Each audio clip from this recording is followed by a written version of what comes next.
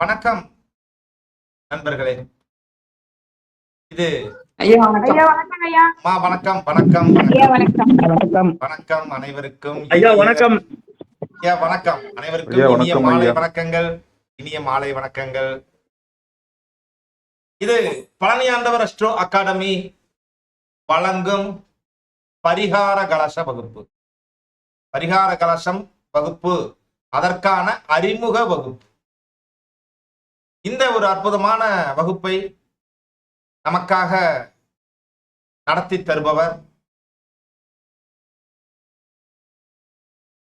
திருக்கயிலாய பரம்பரையினுடைய 18 ஒரு ஆதீனங்கள்ல அப்பர் சாமிகள் மடம் அப்படிங்கிற ஆதீனத்தினுடைய சீடராக இருந்து பன்னெடுங்காலமாக 15-17 ஆண்டுகளாக ஒரு ஆன்மீக பாதையிலே 4 வேதங்களையும், ஒவ்வொரு வேதத்தையும் 4 ஆண்டுகள் 4 வேதங்களையும் பயின்று,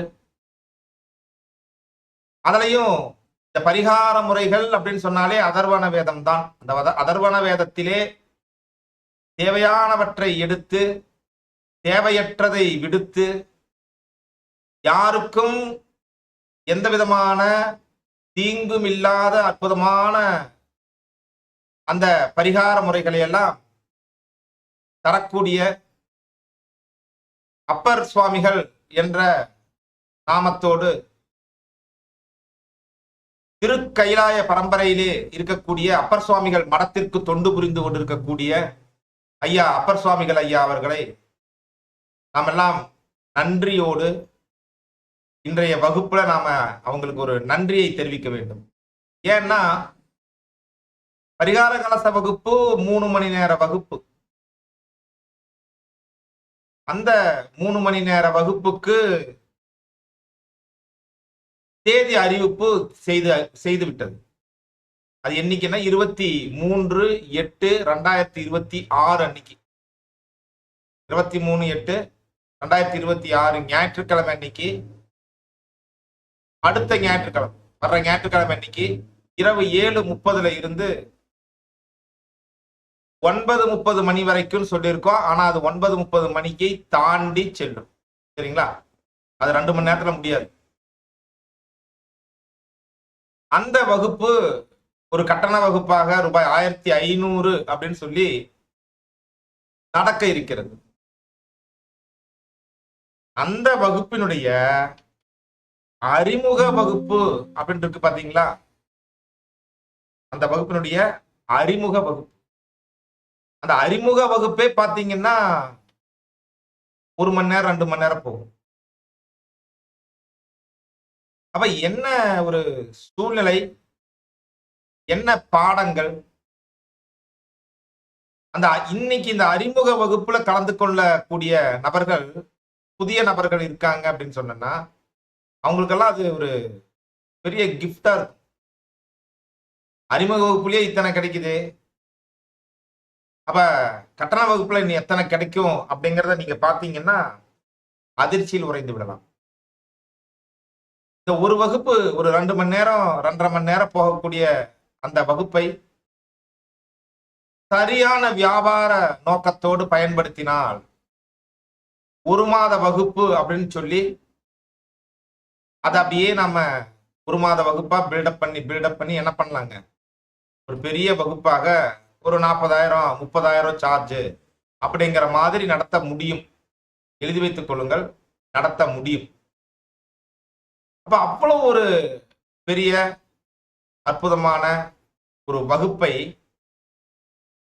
பரிகார கலசம் அப்படிங்கிற பெயர்ல ஐயா அவர்கள் நமக்கெல்லாம் தருவதற்காக திருவுள்ளம் வைத்திருக்கிறார் அப்படின்னு நம்ம சொல்லணும். அந்த அளவிற்கு இந்த வகுப்பானது எனக்கு தெரிஞ்சிங்க, நாம மட்டும் இல்லைங்க, எல்லா ஜோதிடர்களும் கூட ஒரு பிறப்பு முதல் இறப்பு வரைக்கும் பல்வேறு பரிகாரங்கள் தெரிஞ்சா நல்லா இருக்கும்.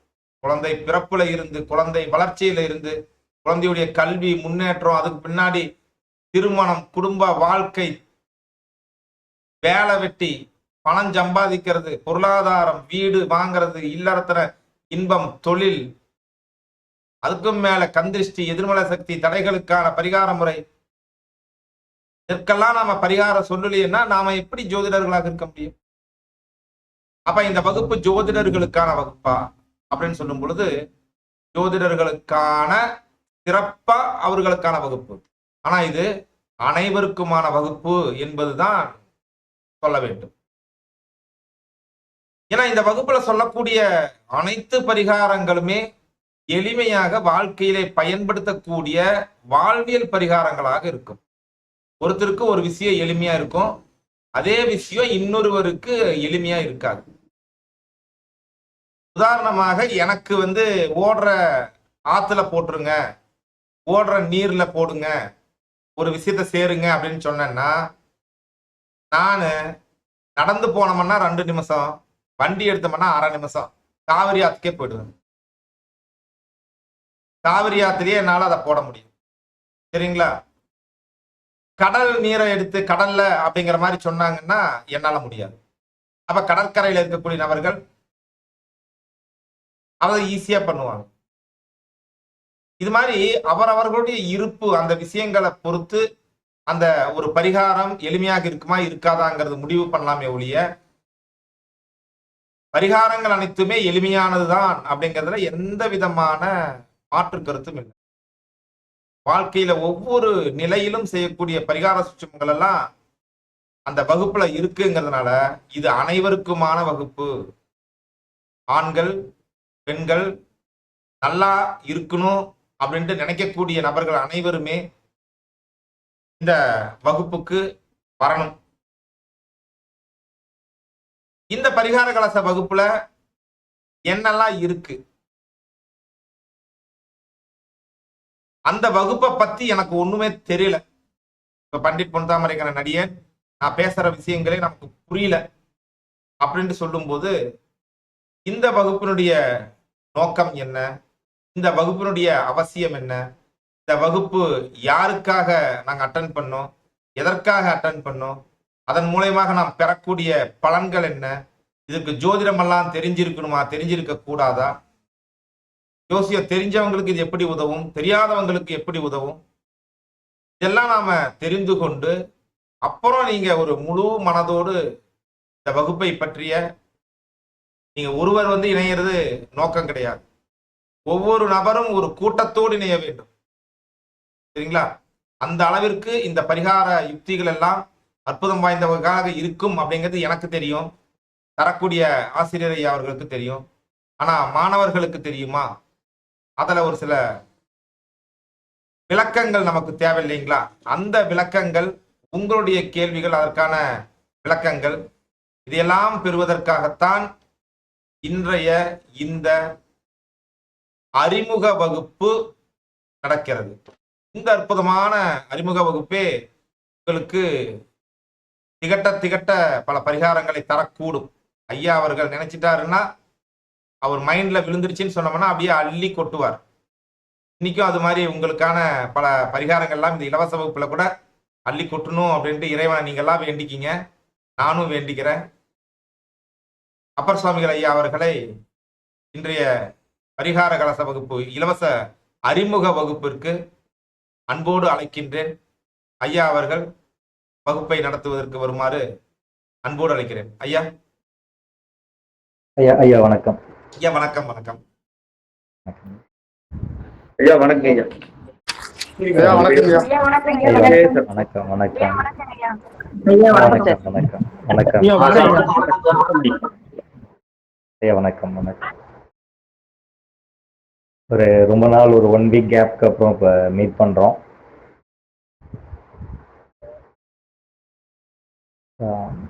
ஸோ இன்னைக்கு ஏன் இந்த செஷனை எடுக்கிறோம் அப்படின்னா, வாய்ஸ் கிளியரா இருக்குங்களா?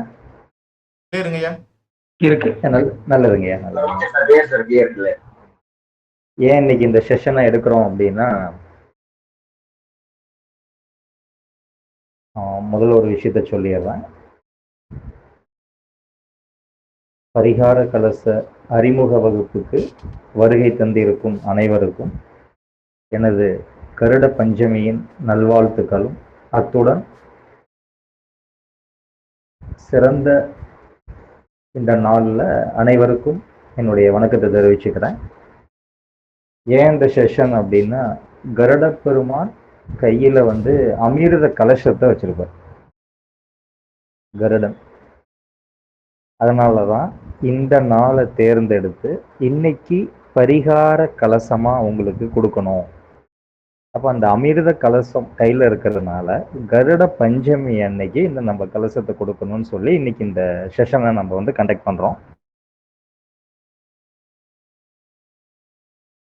இன்னைக்கு நல்லா கவனிங்க. ஹின்ஸோட நிறைய அனுபவ கருத்துக்களை நான் சொல்ல போகிறேன். அதுவே நீங்களே இதை கிளாஸ் போட்டாவே நிறைய சம்பாதிக்கலாம். அந்த அளவுக்கு இன்னைக்கு விஷயம் இருக்குது. இன்னைக்கு ஒரு 3 விதமான சாப்டரை ரிவர்ஸ் பண்ண போகிறோம். ஒன்று பரிகார கலசம், இன்னொன்று வக்ர பாவக இயக்கம். இதெல்லாம் லைட்டாக டச் பண்ணி கொடுக்க போகிறேன். ப்ளஸ் நம்மளுடைய லட்சுமி குபேர தீபம் அதோடைய சின்ன சப்ஜெக்ட்ஸ். இப்போ இந்த 3 செஷன் கிளாஸஸ் இப்போ வரப்போகுது. இந்த விஷயத்தை நம்ம இன்னைக்கு கொடுக்க போகிறோம். இன்னைக்கு முதல் விஷயம் பரிகார கலசத்தில் என்ன பண்ண போகிறோம் அப்படின்னா, ஒரு 5 விதமான சப்ஜெக்ட் சொல்லி கொடுக்க போகிறேன். அதுக்கு முன்னாடி நம்ம நிறைய ஃப்ரீ கிளாஸஸில் கருட பஞ்சமி அன்னைக்கு என்ன பண்ணணும் அப்படின்னு நிறையா எடுத்திருக்கோம். இன்றைய நாளில் என்ன பண்ணணும், ராகு கேது தோஷம் நிவர்த்தி ஆகுதா அப்படிங்கிறதோட இன்னைக்கு படுக்கையில் இருக்கிறவங்களுடைய நோயை குணப்படுத்தக்கூடிய நாள் இந்த நாள். இதை பற்றி நம்ம நிறைய ஃப்ரீ கிளாஸில் பேசியிருக்கோம். ஸோ அது இருந்தால் ரிவர்ஸ் பண்ணி பார்த்துக்கோங்க.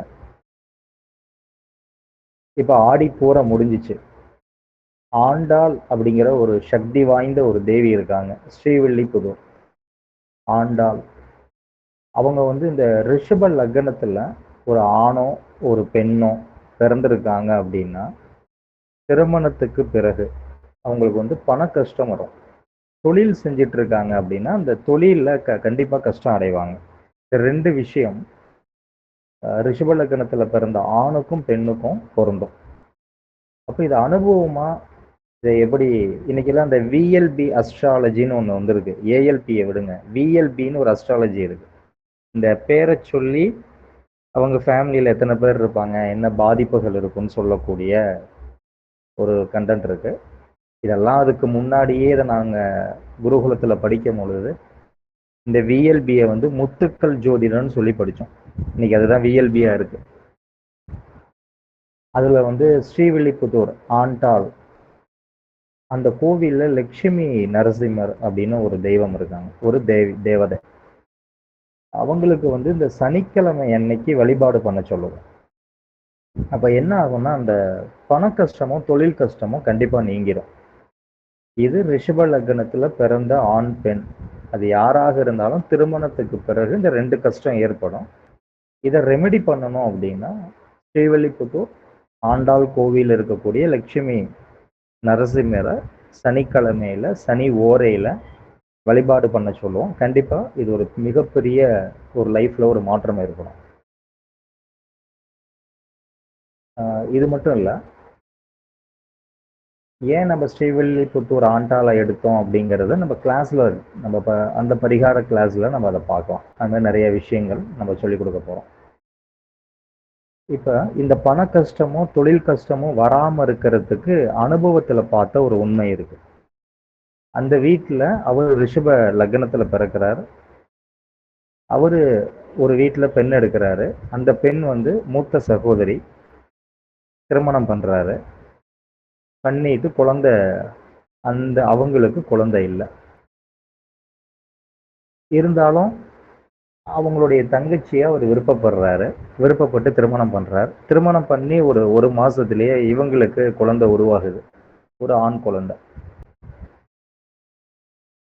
இந்த பெண்ணுக்கு 2வதா திருமணம் பண்ண பெண்ணுக்கு குழந்தை இல்லை. அப்ப இந்த பண கஷ்டமும் தொழில் கஷ்டமும் வரல. இப்படியும் பலன் சொல்லணும், இப்படியும் பரிகாரம் இருக்கு. இது ரிஷப லக்னத்துல பிறந்த ஆண் பெண் இருவருக்கும். அதுக்கப்புறம் என்ன ஒரு விஷயம் வருதுன்னா, நவத்வாரங்கள் அப்படின்னு நம்ம எல்லாம் சொல்றோம்ல. ஆண்களுக்கு 9 துவாரங்கள், பெண்களுக்கு 12 துவாரங்கள். அதனாலதான் 9 கிரகமும் 12 ராசியும் அப்படிங்கிறது இந்த ஜோதிட சாஸ்திரத்துல ஒரு தாற்பரியமான உண்மை. இதை நம்ம என்னைக்குமே மறந்துடக்கூடாது.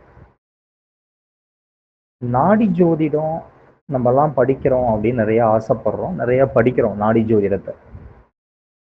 ஆவணி அவிட்டத்தில் நாடி ஜோதிடத்தை படித்தால் பிற்காலத்தில் அவர் பிரபலமாக இருப்பதை நீங்கள் பார்க்கலாம். இது என்னுடைய அனுபவ உண்மை. அடியேன் ஆவணி அவிட்டத்தில் தான் நாடி ஜோதிடத்தை நான் படித்தேன்.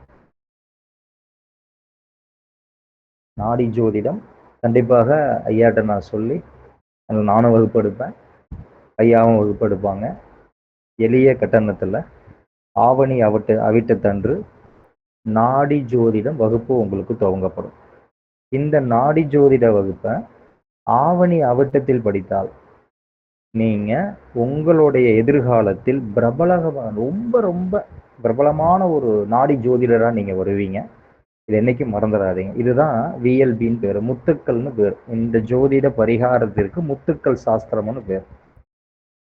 ஆவணி அவிட்டத்தில் நாடி ஜோதிடம் படிக்கணும்.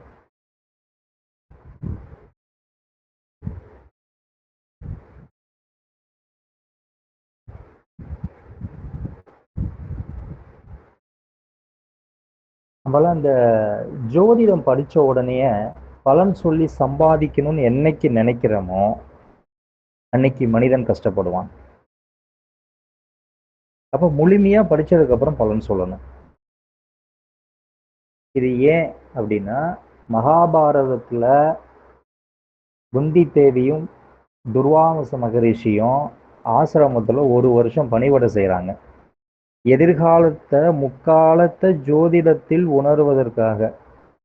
அப்ப என்ன சொல்றார், நீங்க கல்யாணம் பண்ணதுக்கு அப்புறம் தான் உங்களுக்கு முக்காலமும் வருமா.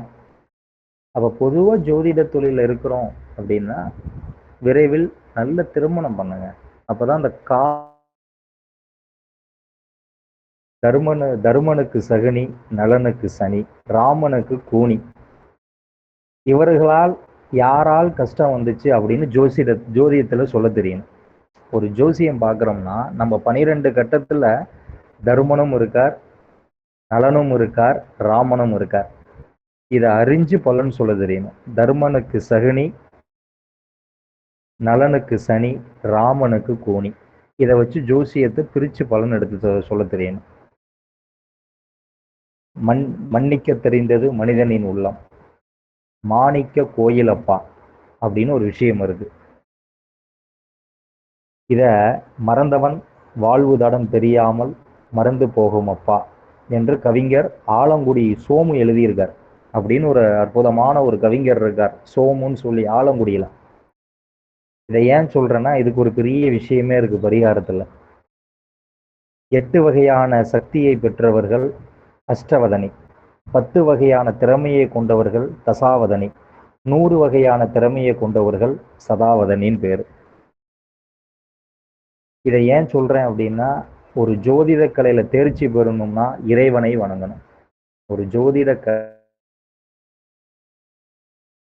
இறைவனை வழிபாடு பண்ணணும். அதுக்கு எப்படியெல்லாம் வழிபாடு பண்ணணும்னா, 8 வகையான சக்தி பெற்ற தெய்வங்கள் அஷ்டவதனியை வழிபாடு பண்ணணும், 10 வகையான திறமை கொண்டவர்கள் தசாவதனியை வழிபாடு பண்ணணும், 100 வகையான திறமை கொண்டவர்கள் சதாவதனியை நம்ம எல்லாம் வழிபாடு பண்ண அந்த ஜோசிய கலையில மிகப்பெரிய ஒரு சக்தி மிக மனிதனாக நம்ம எல்லாம் வாழலாம்.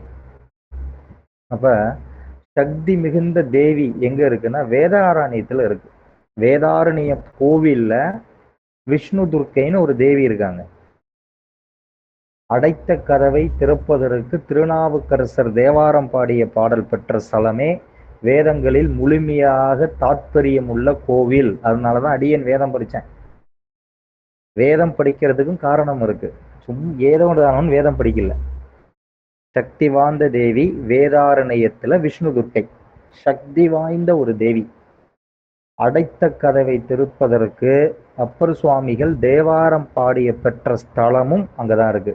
இப்ப வேதங்களுடைய முழுமையான தாற்பயம் உள்ள கோவில் ஸ்ரீ ராமசுந்தரமூர்த்தியால் ராவண சம்ஹாரத்துல முதல்ல பிரதிஷ்டை செய்யப்பட்ட தேவி தான் அந்த விஷ்ணு துர்க்கை.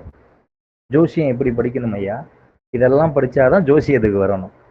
சும்மா 4ல் குரு இருக்காரு, 8ல் செவ்வாய் இருக்காருலாம் படிக்கக்கூடாது ஜோசியம். இதை படிச்சுட்டு வந்தாதான் பரிகாரம் சொல்றதுக்கு வலிமை கிடைக்கும். அப்ப இது மாய சக்தி உருவம். இந்த மாய சக்தி உருவத்தினாலதான் நாம் விஷ்ணு துர்க்கையை போய் வழிபாடு பண்றப்ப வேதாரண்யத்துல அனைத்து விதமான கஷ்டமும் குறையும். இயற்பியலுடைய தந்தை யாரு? Charles Newton.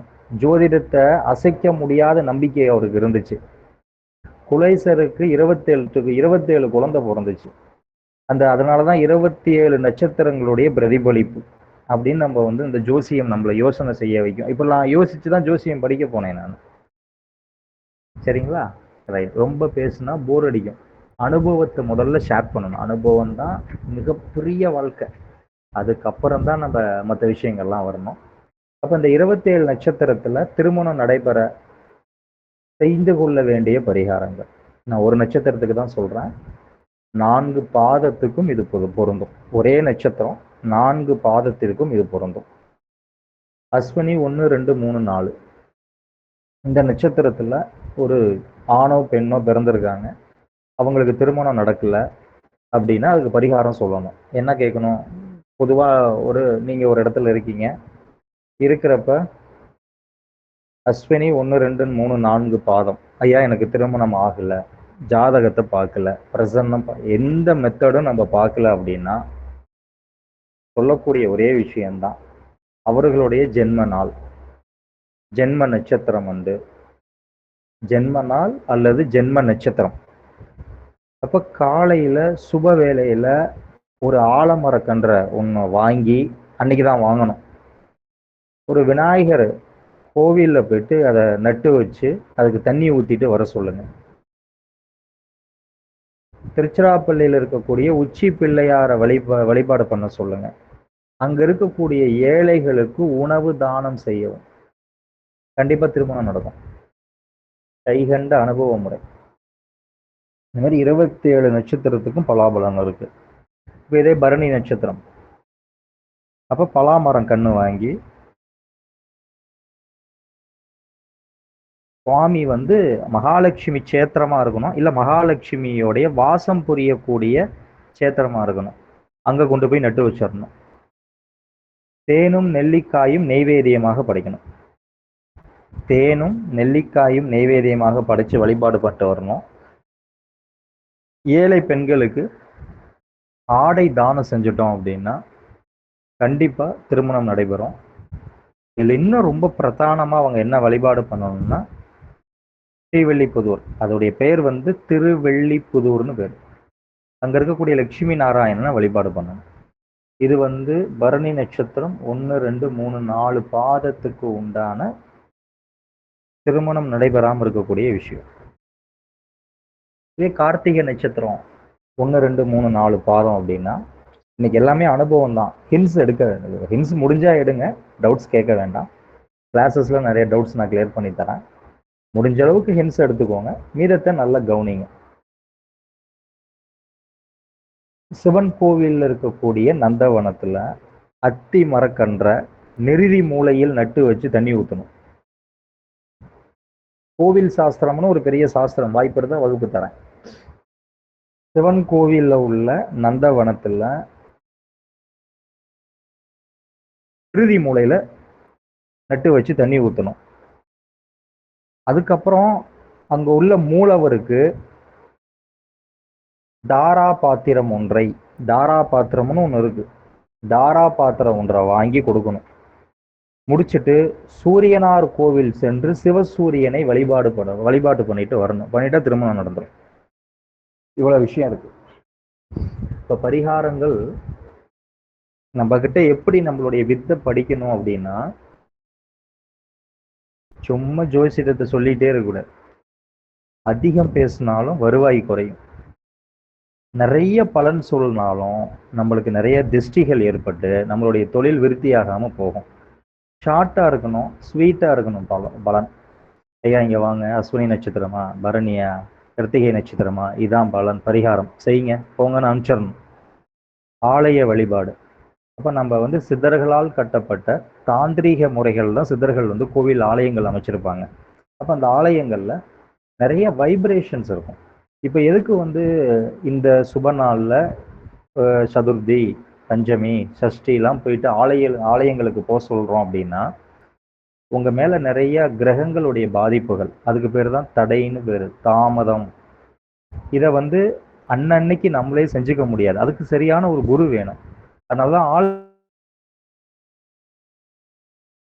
உங்களுக்கு அந்த தடை தாமதத்தை நிவர்த்தி பண்ண வைக்கும். இதுக்காக தான் நம்ம ஆலயத்துக்கு அதிகம் போங்க அப்படின்னு நம்ம வந்து சொல்றோம்.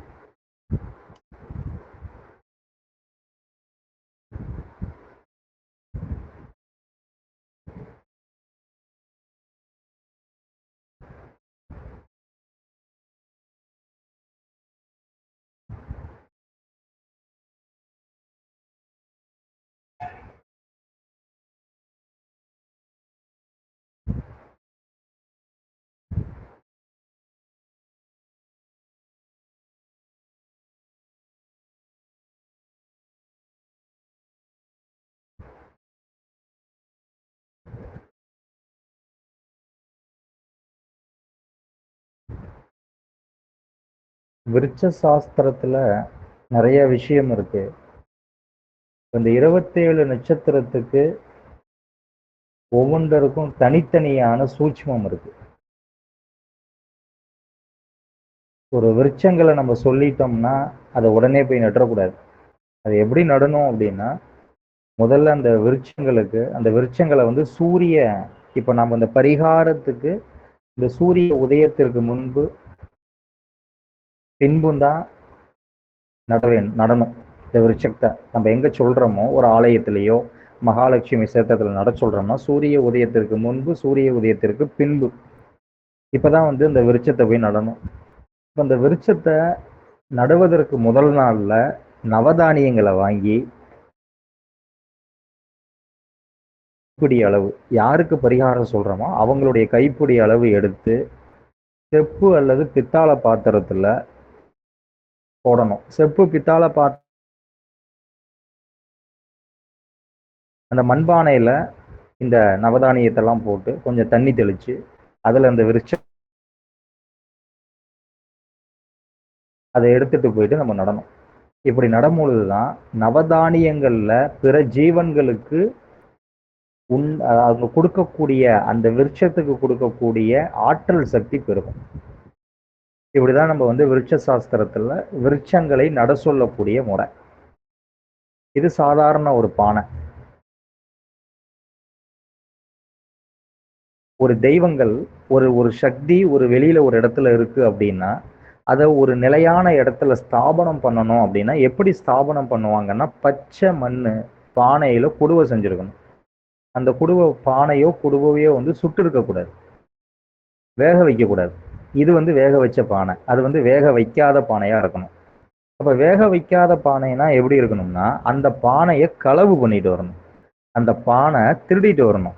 அந்த திருடிட்டு அந்த பச்சை பானையை, பச்சை கலசத்தை திருடிட்டு வந்து களவு பண்ணிட்டு வந்து அதுல தான் தெய்வத்தை ஆவாகனம் செஞ்சு ஒரு இடத்துல இருந்து ஒரு இடத்துக்கு பண்ணணும். அப்படி பண்ணும் பொழுதுதான் அதுக்கு பிராப்தமான சக்தி கூடும்.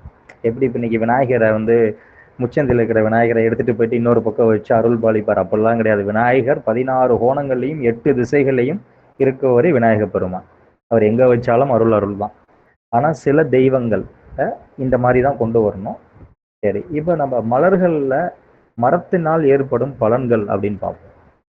பாரிஜாதம் ஆயுள் விருத்தி, நீண்ட செல்வ வளத்தை கொடுக்கும். பாரிஜாதம் விருட்சம் ஆயுள் விருத்தி, நீண்ட செல்வ வளம்.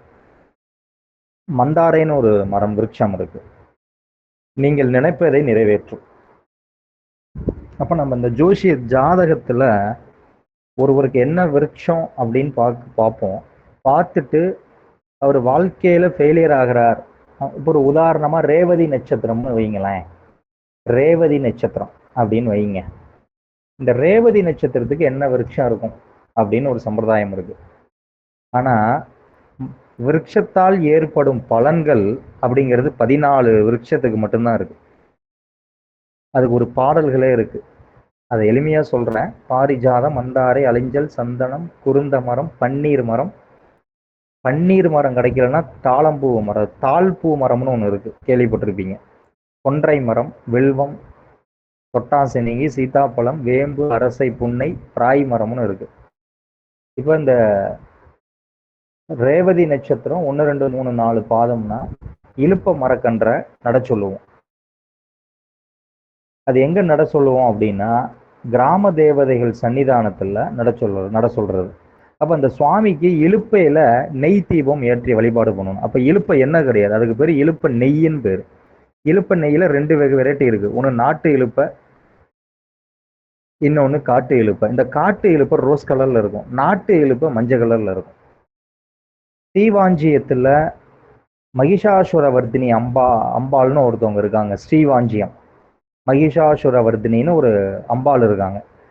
இதெல்லாம் நட்டு வச்சுட்டு அந்த அம்பாளுக்கு நெய் தீபம் ஏத்திட்டு வந்துட்டு அங்க இருக்கக்கூடிய அதே ஸ்ரீவாஞ்சியத்துல யானை இருக்கு. அந்த யானைக்கு உணவு கொடுத்து 3வது நாள் இவருக்கு நிச்சயதார்த்தம் ஆகும். இப்படி நம்ம பரிகாரம்லாம் நிறைய படிக்க போறோம் அந்த கிளாஸஸ்ல.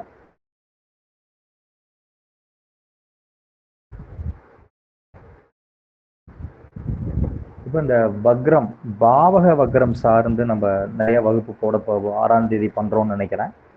23 ஒரு வகுப்பு இருக்கு, 30 ஒரு வகுப்பு இருக்கு, 31 ஒரு வகுப்பு இருக்கு, 6 ஒரு வகுப்பு இருக்கு. அப்ப இல்ல இந்த பாவக இயக்கத்துல வக்ரம். அப்ப வக்ரம்னா நம்ம என்ன நினைக்கிறோம், சூரியனை மையமாக கொண்டு கிரகங்கள் நீள்வட்டு பாதையில சுழந்துகிட்டு இருக்கு.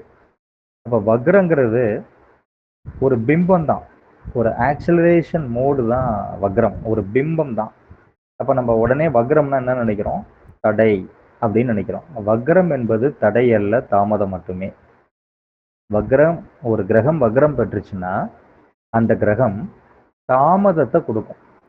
எதுல தாமதத்தை கொடுக்கும், அந்த கிரகத்தோடைய காரகத்துவம், கிரகம் அமைந்த பாவகத்துவம் சார்ந்த தாமதத்தை கொடுக்கும். இப்ப இந்த தாமதம் நிவர்த்தி ஆகாதா அப்படின்னா அதுக்கு வாழ்வியல் பரிகாரம், ஆன்மீக பரிகாரம், ரிவர்ஸ் பரிகாரம், நிறைய பரிகாரங்கள் முறையில பாவகங்களை இயக்கி நம்ம கண்டிப்பா அந்த வக்ரத்தை வச்சு சக்சஸ் பண்ணிக்கலாம். வக்ரம் மிகப்பெரிய வெற்றியாளராக நம்மளுக்கு வக்ரம் கொடுக்கும். அதெல்லாம் என்னன்னு சொல்றேன். இப்ப பொதுவா பஞ்ச கோள்கள் தான், 5 கிரகம் மட்டும்தான் வக்ரம் அடையும். செவ்வாய், புதன், குரு, சுக்கிரன், சனி, இவர்கள் மட்டும்தான் வக்ர கிரகங்கள். பொதுவா இமேஜினரி லைன் சொல்லக்கூடிய நிழல் கிரகங்கள் ராகு, கேது, அவர்கள் இயற்கையாவே வக்ரம். ஒளி கிரகங்கள் சூரியன், சந்திரன் வக்ரம் அடைவதில்லை. அப்ப இந்த 5 கிரகங்கள் மட்டும்தான் நம்ம லைஃப்ல வக்ரம் ஆகுறாங்க. அப்ப அந்த வக்ரத்தை வச்சு வாழ்க்கையில மிகப்பெரிய வெற்றியாளர் ஆகலாம். நம்ம நினைத்ததெல்லாம் நடக்கக்கூடிய ஒரு காலகட்டம். கோச்சார வக்ரம், ஜனன வக்ரம், இதுதான் மிகப்பெரிய சப்ஜெக்ட். அப்ப வக்ரம்னா தடை இல்லை, தாமதம். அப்ப எப்ப நம்மளுக்கு இந்த தாமதத்தை சக்சஸ் பண்ணி கொடுப்பாங்க அப்படின்னா, வக்ரத்துடைய திசா புத்தி காலகட்டத்துல கடைசி 6 மாசத்துல இந்த வக்ரம் நம்மளுக்கு ஒரு வெற்றியை அமைச்சு கொடுக்கும். வக்ரம் மிகப்பெரிய ஒரு வெற்றியை அமைச்சு கொடுத்துரும். இப்ப இன்னும் சூப்பரா சொல்றேன். Golden rule. 12ஆம் அதிபதி திசை யாருக்கு ஒருவர் நடக்குதுன்னு பாருங்க.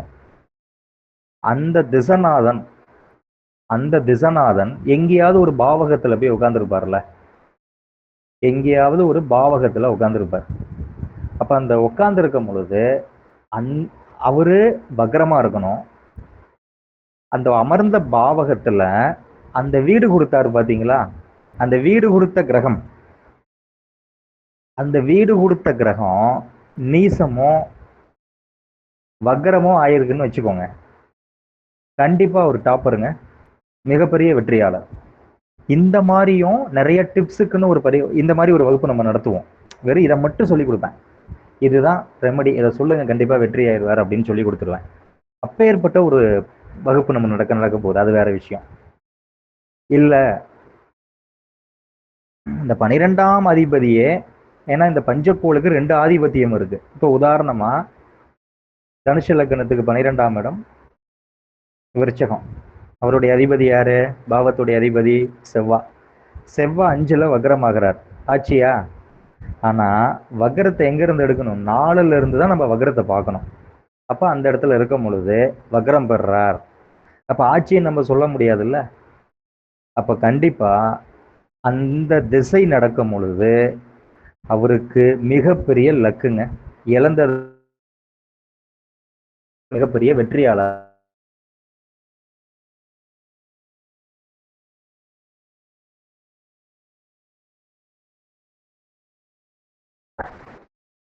மேஷம், ரிஷபம், கடகம், கன்னி, மகரத்தில் ராகு இருக்க. ராஜயோகங்க. ஓகே,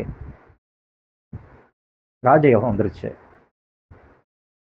இந்த இடத்துல ராகு இருந்து, ராகுக்கு கேந்திரத்தில் கிரகங்கள் இருந்தால், 4, 7, 10 கிரகங்கள் இருந்தால் பர்வத யோகம்னு பேரு. மிகப்பெரிய கோடீஸ்வரன். இது 2. 3, 3, 6, 11 எப்படி? மேஷம், ரிஷபம், கடகம், கன்னி, மகரம் அப்படி இருந்து லக்னம், இது இந்த பாவகம் லக்னத்துக்கு 3, 6, 11 வந்தா மிகப்பெரிய டாப்பர் வாழ்க்கையில. சரிங்க, எனக்கு இப்படியெல்லாம் இல்லை. லக்னத்துக்கு 3, 6, 11 ராகு இருக்கு. அப்ப எனக்கு ராஜ யோகம் ஏற்படுமா? கண்டிப்பா சொல்லணும். ஐயா, நீ இன்னைக்கு இல்லை, என்னைக்காவது ஒரு நாள் ஜெயிச்சிருவேன். எல்லாத்தையும் இழந்தாலும் பரவாயில்ல. அந்த தசை நடக்கும் பொழுது 2ஆ பிரிக்கணும். 9, 9 தான் நடக்கும்.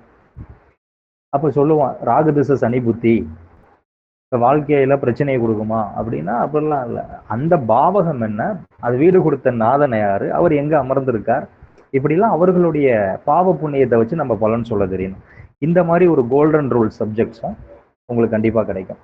அப்ப இந்த வக்ர கிரகம் இருக்கு பாத்தீங்களா, இதுல எப்படி நீங்க சக்சஸ் ஆகலாம்னு மட்டும் ஒரு ரூட் சொல்றேன். யாருக்காவது இப்ப சனி வக்ரமா இருக்கா?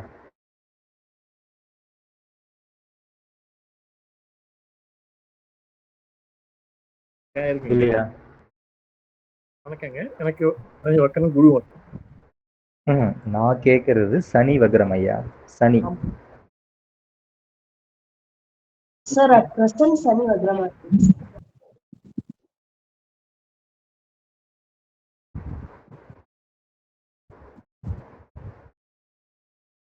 மேடம் சொல்லுங்க.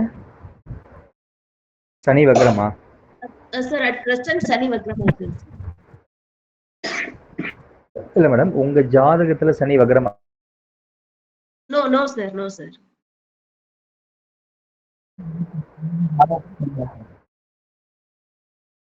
ஓகே, எனக்கு வாய்ஸ் கிளியரா இல்ல, பரவாயில்ல, நானே சொல்றேன்.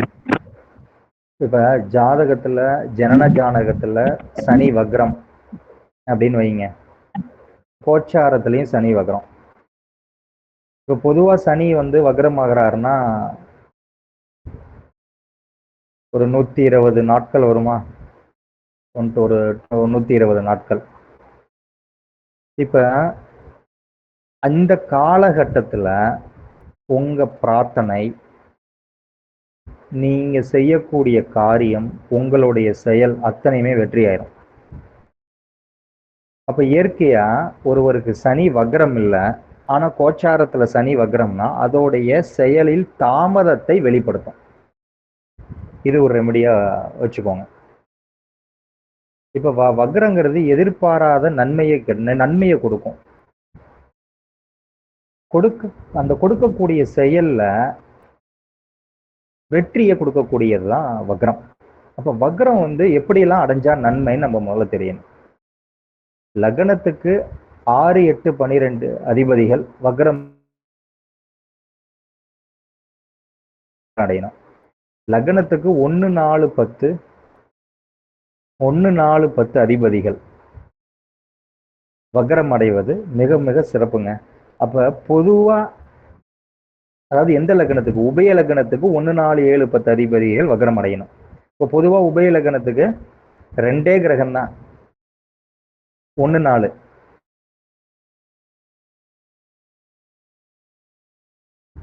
லக்னத்துக்கு பாதகாதிபதி, மாரகாதிபதி வக்ரம் அடைவது ரொம்ப ரொம்ப சிறப்பு. அதே மாதிரி உங்களுக்கு அவயோகியாக ஒரு கிரகம் அந்த கிரகம் வக்ரம் அடைவது அற்புதமான சிறப்பு. சரிங்களா? கோச்சாரத்துல வக்ரம் இருந்து உங்க ஜனன ஜாதகத்துல வக்ரம் இல்லைன்னா அது தீமையை தரும். அந்த பாவகம் சார்ந்து தீமையை தரும். அதே முழு சுபரா வராரு அப்படின்னா அது தீமை. சனி அசுபரா வராருன்னா அது நன்மை. அப்ப இந்த வக்ர ஒர்க் பண்ணுவார். நன்மையாகவும் 200%, தீமையாகவும் 200. இப்ப இதுக்கு ஒரு சின்ன ஒரு ரெமெடி நான் தரேன். இது எப்படி இதை சரி பண்ணலாம் அப்படின்னு. இப்ப புதன் ஒருவருடைய ஜாதகத்தில் வக்ரமாகிறார் அப்படின்னா பொதுவா வாழ்வியல் பரிகாரம் என்னன்னா, பெயரை ரிவர்ஸ்ல எழுதணும்.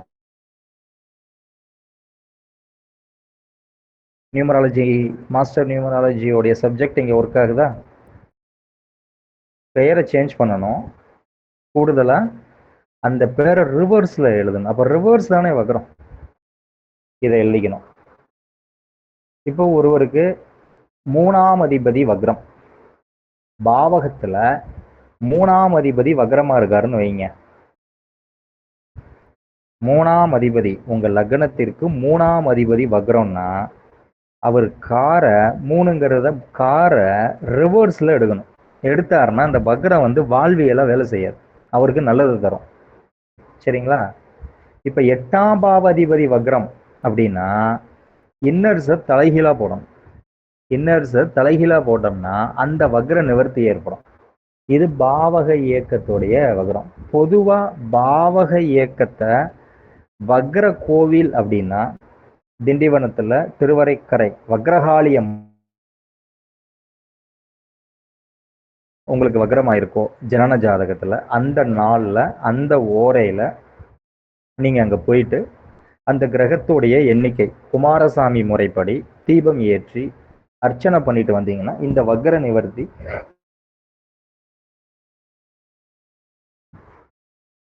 இதுல என்ன தாந்திரிக பரிகாரம் இருக்கு எப்படின்னா, செவ்வாய் புதன் குரு சுக்கரன் சனி தானே பஞ்ச கோள்கள் தானே வக்ரமாகறாங்க, 2 ஆதிபத்தியம் இருக்கு. அப்போ குமாரசாமி முறைப்படி செவ்வானா 3, சனினா 6, சுக்கரனா 9, குருனா 5, புதன்னா 7 வக்ரமா இருக்கோ அந்த கிரகப்படி அந்த கிரகத்தின் ஓரையில இடது கையில் அதோடைய தானியத்தை வச்சு இந்த எண்ணிக்கை கொண்டு சுத்தி குப்பை தொட்டி ஆக்டிவேட் ஆகும். இந்த வக்ர கிரகம் ரொம்ப சிறப்பா இதோடைய புத்தி காலத்துல இந்த தாந்திரிக மாற்றம் ஏற்படும். இப்படிலாம் நம்ம கிளாஸஸ்ல நிறைய படிக்க போறோம். இப்ப சனி வக்ரமாயிருக்குன்னு வைங்களேன், ஒரு நியூமராலஜிஸ்ட போயிட்டு ஒரு பெயரை சொல்லி ஒரு பிஸ்னஸ் ஆரம்பிக்கணும். அந்த நேம் செலக்ட் பண்ணி அதை டம்மி பண்ணிட்டு இன்னொரு பேர் அதே நியூமராலஜிஸ்ட பார்த்து மாற்றி வச்சுட்டீங்கன்னா அந்த தொழில வர தாமதத்தை அவர் பாதிப்பு கண்டிப்பா வராது. இப்ப இதே சனினா ரிவர்ஸ் வாக்கிங், ரிவர்ஸ்ல போயிட்டு நம்ம வாக்கிங் போகணும். அப்ப சனியோடைய என்ன 6 தடவை வாக்கிங் போங்க, செருப்பை மாத்தி போடுங்க அப்படின்னு போயிடும். இதே நான் ஸ்டெப்ஸை கூட ரிவர்ஸ்ல ஏறுங்கம்ம, கீழே இருந்து மேலே ஏறுங்கம்ம, அது ஒரு பரிகாரம் இருக்கு. இது வாழ்வியல் பரிகாரம். இதே தான தர்ம பரிகாரம்னா என்ன அப்படின்னா, வக்ரம் எந்த கிரகம் ஆயிருக்கோ அது எந்த நட்சத்திரத்துல நிக்குதோ அந்த நட்சத்திரத்து நாள்ல அந்த உணவை நம்ம தானம் பண்ணிட்டு வந்தோம்னா கண்டிப்பா அந்த கிரகத்தோடைய தாமதத்தை நீக்கும். வக்ரம் ஒரு பொழுதும் தடை அல்ல, தாமதத்தை தான் கொடுக்கும். சரிங்களா? இப்போ ஒருவருக்கு 2ஆம் பாவகத்துல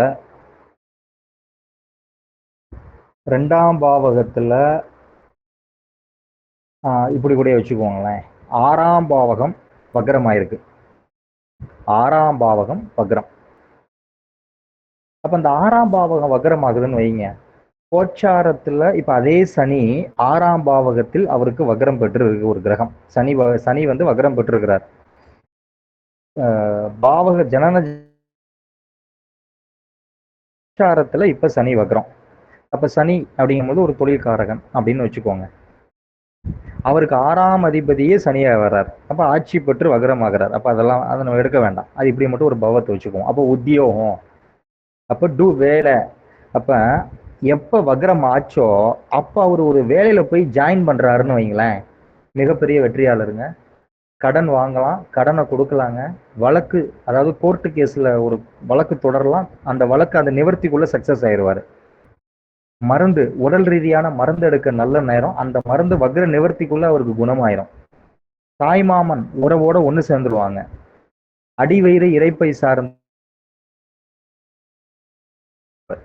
இதே அவருக்கு அந்த சனி வக்ரமாகாம கோச்சாரத்துல வக்ரமாகி இந்த காரியத்திற்கு அவரு முயற்சி எடுத்தாருன்னா கண்டிப்பா ஃபெயிலியர். அது எப்ப அவர் சக்சஸ் ஆவார்னா வக்ர நிவர்த்தி ஆகிறப்ப ஒரு சக்சஸ் ஆவார். இந்த மாதிரி நம்ம பலன் சொல்ல தெரியணும். இதுக்கு ஏத்த மாதிரி நம்ம பாவகங்களை இயக்க தெரியணும். சரிங்களா? இது பாவக இயக்க வகுப்புல வக்ரத்தை பத்தி நிறைய நான் வந்து கிளாஸஸ் வந்து கொடுக்க போறேன். அதே மாதிரியே பரிகார கிளாஸஸும் நம்மளுக்கு வந்துடும். சரி, இப்போ இந்த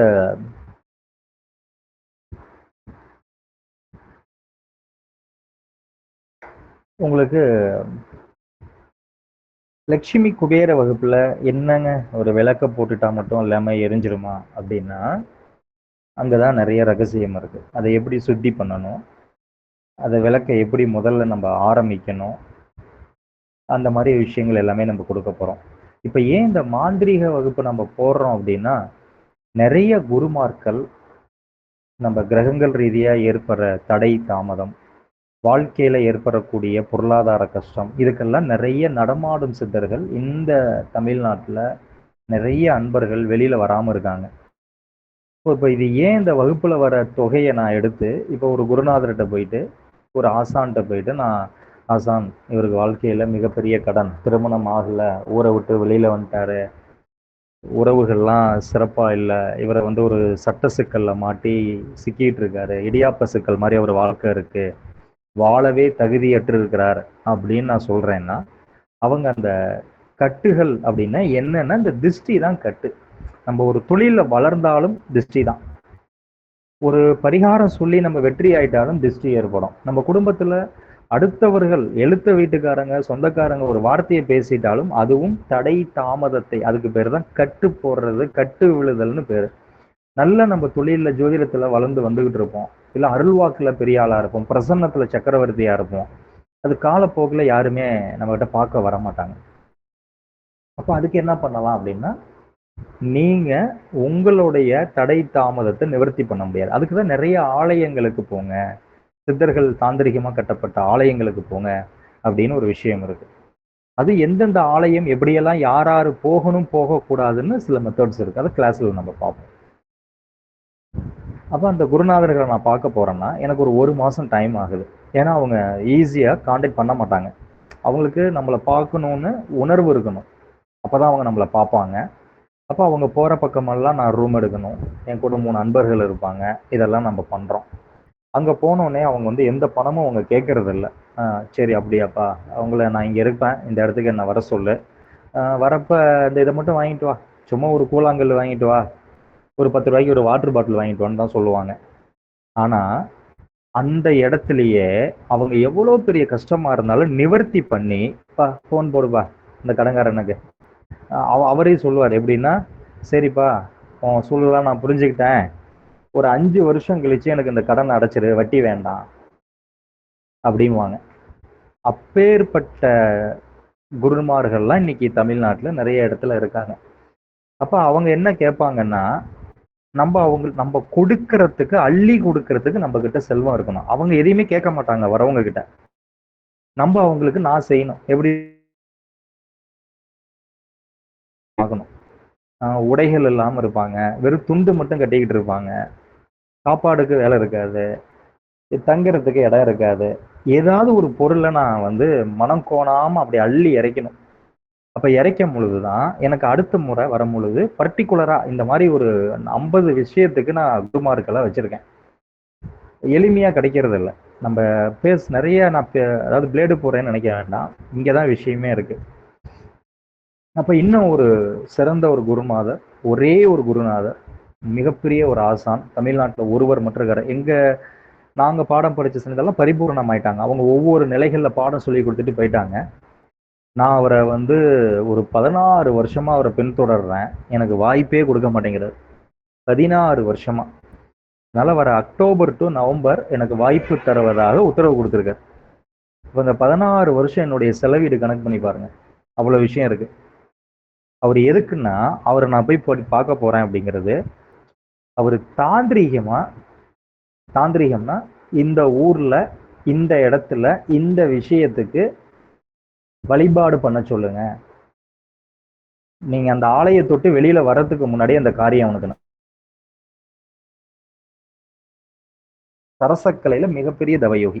அப்பேற்பட்ட ஒரு மகான் இருக்காருங்க. அந்த மகானை தான் நான் 16 வருஷமா பின்தொடர்ந்து எவ்வளவோ முயற்சி பண்றேன். என்னென்னமோ போராட்டம் பண்ணி பார்க்குறேன். அமையல.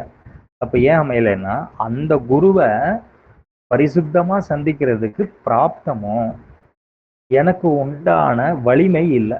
அப்ப அவ்வளோ பெரிய ஒரு அந்த மார்க்கத்துல அவங்க அறிஞர்கள். அப்ப நம்ம அவங்களெல்லாம் சந்திக்கணும் அப்படிங்கும் பொழுது செலவிடம் இருக்கு.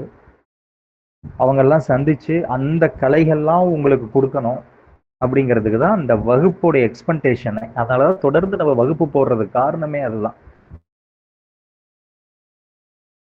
வித்தைகள் நம்ம படிக்கணும். ஏதாவது ஒரு வித்தையை கையில வச்சுக்கணும். இந்த விஷயத்துல நான் திறம்படலாம். ஜோதிடம் பார்க்கிறேன், எல்லாம் பலன்னு சொல்றேன். இப்ப நிறைய ஜோதிடர்கள் இளைஞர்கள் நிறைய வந்துட்டாங்க. எல்லாத்துக்கும் ரொம்ப சந்தோஷம். வகுப்பு எடுக்கிறதோட நிறைய பாடம் படிங்க. அந்த பாடத்துல வெற்றியாளராக வாங்க. நான் திருமணத்துக்கு பரிகாரம் சொன்னா நடக்கும் ஐயா, அவ்வளவுதான். கடன் ஒருத்தர் என்கிட்ட வந்துட்டாருன்னா, அவருக்கு வேலை இல்லை, வாய்ப்பு இல்லை, ஆனா கடன் அடைக்கிறதுக்கு என்னால வழி சொல்ல தெரிய முடியும் அப்படின்னு நீங்க வந்து பாவக ரீதியா இயக்கி நீங்க பலன் சொல்ல தரணும். அதுக்காக தான் இந்த பாவக வகுப்பு நம்ம போடுறோம். சரிங்களா? இப்ப இந்த சப்ஜெக்ட்ஸ்ல நம்ம என்ன வகுப்பு படிக்க போறோம்? லட்சுமி குபேர வகுப்புல அப்படின்னா சில எலமெண்ட் நம்ம நினைக்கிறது வந்து உடனே வந்து மந்திர வித்தைகள்ல சித்தியா பெரிய நான் வந்து நம்ம மந்திரம் படிக்கணும் தந்திரம் படிக்கணும்னு நினைக்கிறீங்க. அப்பெல்லாம் ஒண்ணுமே கிடையாது. வேதம் என்ன சொல்லுதுன்னு முதல்ல வேத சாஸ்திரத்தை நம்ம முதல்ல ஜோதிடர்கள்லாம் அடிப்படையாவது ஒரு வேதத்துடைய அத்தியாயத்தையாவது நம்ம படிச்சு தெரிஞ்சுக்கணும். அப்புறம் தான் சாஸ்திரத்தை தொடணும். சாஸ்திர சக்கரவர்த்தி சகாதேவனை வெல்ல முடியுமா? அவருக்கே ஒரு சிக்கல் ஏற்பட்டுச்சு. சரிங்களா? அப்ப இந்த சாஸ்திரம் என்ன சொல்லுதுன்னா, ஒரு புதிய வீட்டில் மகிழ்ச்சி நிலைக்க பரிகாரம் எப்படி பண்ணுவது? புதிய வீட்டில் மகிழ்ச்சி நிலைக்க பரிகாரம் என்ன பண்ணுவது? இதுக்காக என் வாழ்க்கையில நிறைய பேர்த்த நான் சந்திச்சிருக்கேன். நான் பேலஸ்லாம் கட்டி பார்த்து அதெல்லாம் இழந்திருக்கேன். இழந்து கொடுத்துட்டு வந்திருக்கிறேன். அப்ப இந்த அனுபவம் எனக்கு ஏற்படுது. அப்ப நிறைய பேர் வீடு கட்டிட்டு ஒரு கடையை கட்டி அதுல குடியேறுவாங்க. தொழில் பண்ணும்போது ஃபெயிலியர் ஆயிடுவாங்க.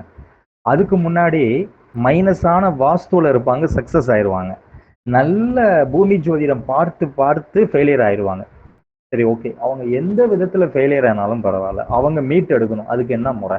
எளிமையான சப்ஜெக்ட் எப்படி நம்ம பார்க்கணும் அப்படின்னு இதை கன்னியாகுமரியில போய் ஒரு குருநாதரை பிடிச்சி இதை கத்துக்கிட்டோம். அவரு கிட்டையே எங்களை விடல. வரப்பெல்லாம் கிளம்பி போ, நீ வந்து லாக்கி இல்லாதால் இப்படியே அனுப்புவார். இப்படியே அவரை தொந்தரவு பண்ணி டார்ச்சர் பண்ணி ஒரு விஷயத்தை கத்துக்கிட்டோம். அப்ப அவர் சொல்லி கொடுத்த ஒரே ஒரு விஷயம் என்னன்னா, வீடு அல்லது கடை கட்டும் பொழுது நீங்க கீழே ஒரு பொருளை வைக்கணும். அது மேற்கு திசை மூலையில கண்டிப்பா அதை போடணும்னு சொன்னார். இந்த பொருளை வைக்கணும்னு சொல்லிட்டாரு. இல்லைன்னா மேற்கு திசை மூலையில போடுங்கன்னு சொல்றாரு. இதை நான் மூலையில வைக்கணும்னா எப்படி அந்த பொருளை வைக்கிறது? மேற்கு திசையில எப்படி அந்த மூலையில வைக்கணும் அப்படிங்கிறது, அதை புதைக்கிறதா வைக்கிறதான்னு ஒன்றும் புரியல. சரி, கட்டின வீடா இருந்தா கொஞ்சமாவது மண் இருக்கும், அப்பார்ட்மெண்ட்டா இருந்தா இருக்காது. எந்த விதத்துல அதை பண்ணணும்னு அதை ரிசர்ச் பண்ண 1 இயர் ஆயிடுச்சு. அப்ப இது ஒரு பரிகார பொருள் சொல்றாரு. 7 முழுமையான சுத்தமான மஞ்ச கிழங்கு வாங்குங்க.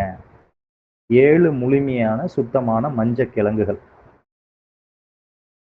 அப்புறம் சுத்தமான அந்த சுத்தம் சொல்றதுல விஷயம் இருக்கு. அந்த சுத்தங்கிறது தான் கலச வகுப்புல நான் சொல்லிக் கொடுக்க போறேன். இதுல லட்சுமி குபேர வகுப்புல முழுமையான முழுமையான கொட்டைப்பாக்கு 5 கொட்டைப்பாக்கு வாங்க சொல்றாரு. ஒரு சிறிய வெள்ளி தகடு ஒன்று வாங்க சொல்றாரு.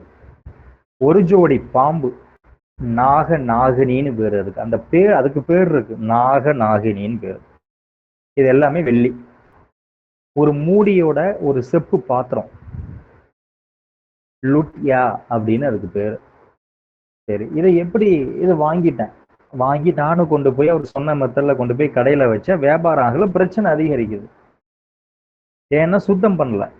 இந்த பொருளை நாள் பொழுது கோல் வண்ணம் பார்த்து வைக்கணும். ஜோதிடத்துல பலன் சொல்றதுக்கும் விஷயம் நாள் கோல் பொழுது வண்ணம் பார்க்கணும். பரிகாரம் சொல்றதுக்கு நாள் கோல் வண்ணம் பொழுது நட்சத்திரம்லாம் பார்த்து பிறை பார்த்து தான் நம்ம பரிகாரம் சொல்லணும்னு வேதத்துல இருக்கு. அப்ப இந்த இத்தனை பொருளையும் ரெடி பண்ணியாச்சு, கொண்டு போய் வச்சுட்டேன். மேற்கு திசை மூலையில கொண்டு போயிட்டு புதைக்கணுமா போடணுமா. அப்போ ஒரு கடையில கொண்டு போய் அப்பார்ட்மெண்ட்ல அந்த மேற்கு திசை மூலையில வச்சுட்டேன். வீட்டுல புதைச்சாச்சு மேற்கு திசை மூலையில. இருக்கிறதோட பிரச்சனை அதிகமாகி எல்லாத்தையும் விற்கிற சூழல் ஏற்படுது.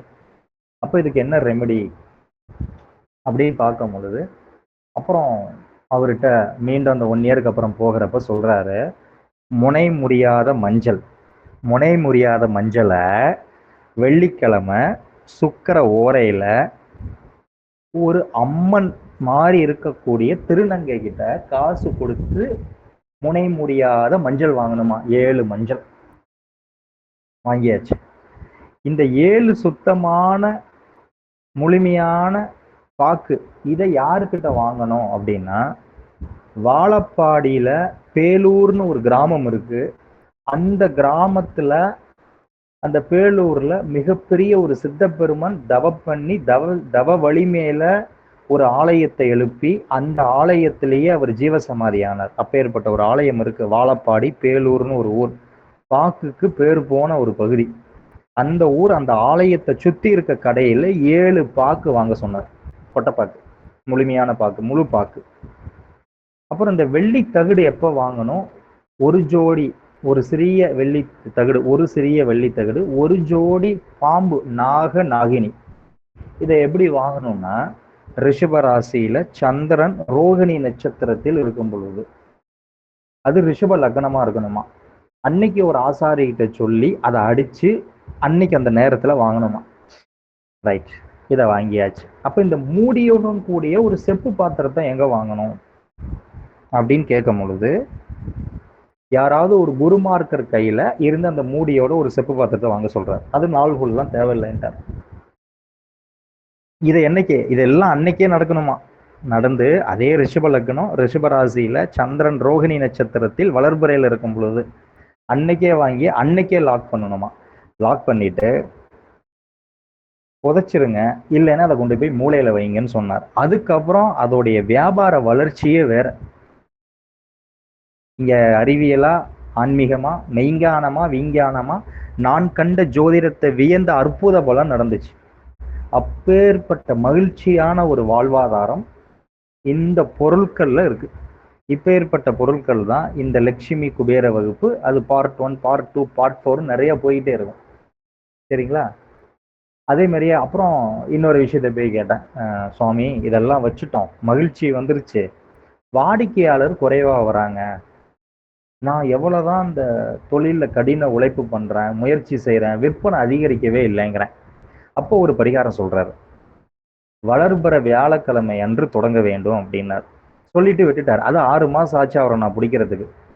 என்ன பண்ணணும்னா, வீட்லேயோ கடையிலேயோ தலைவாசல் இருக்குல்ல, அது ஒரு மூளைய, என்ன மூளை, டாபிக்கை பாருங்க, இப்படிலாம் விட்டு விடுறாருன்னு பாருங்க.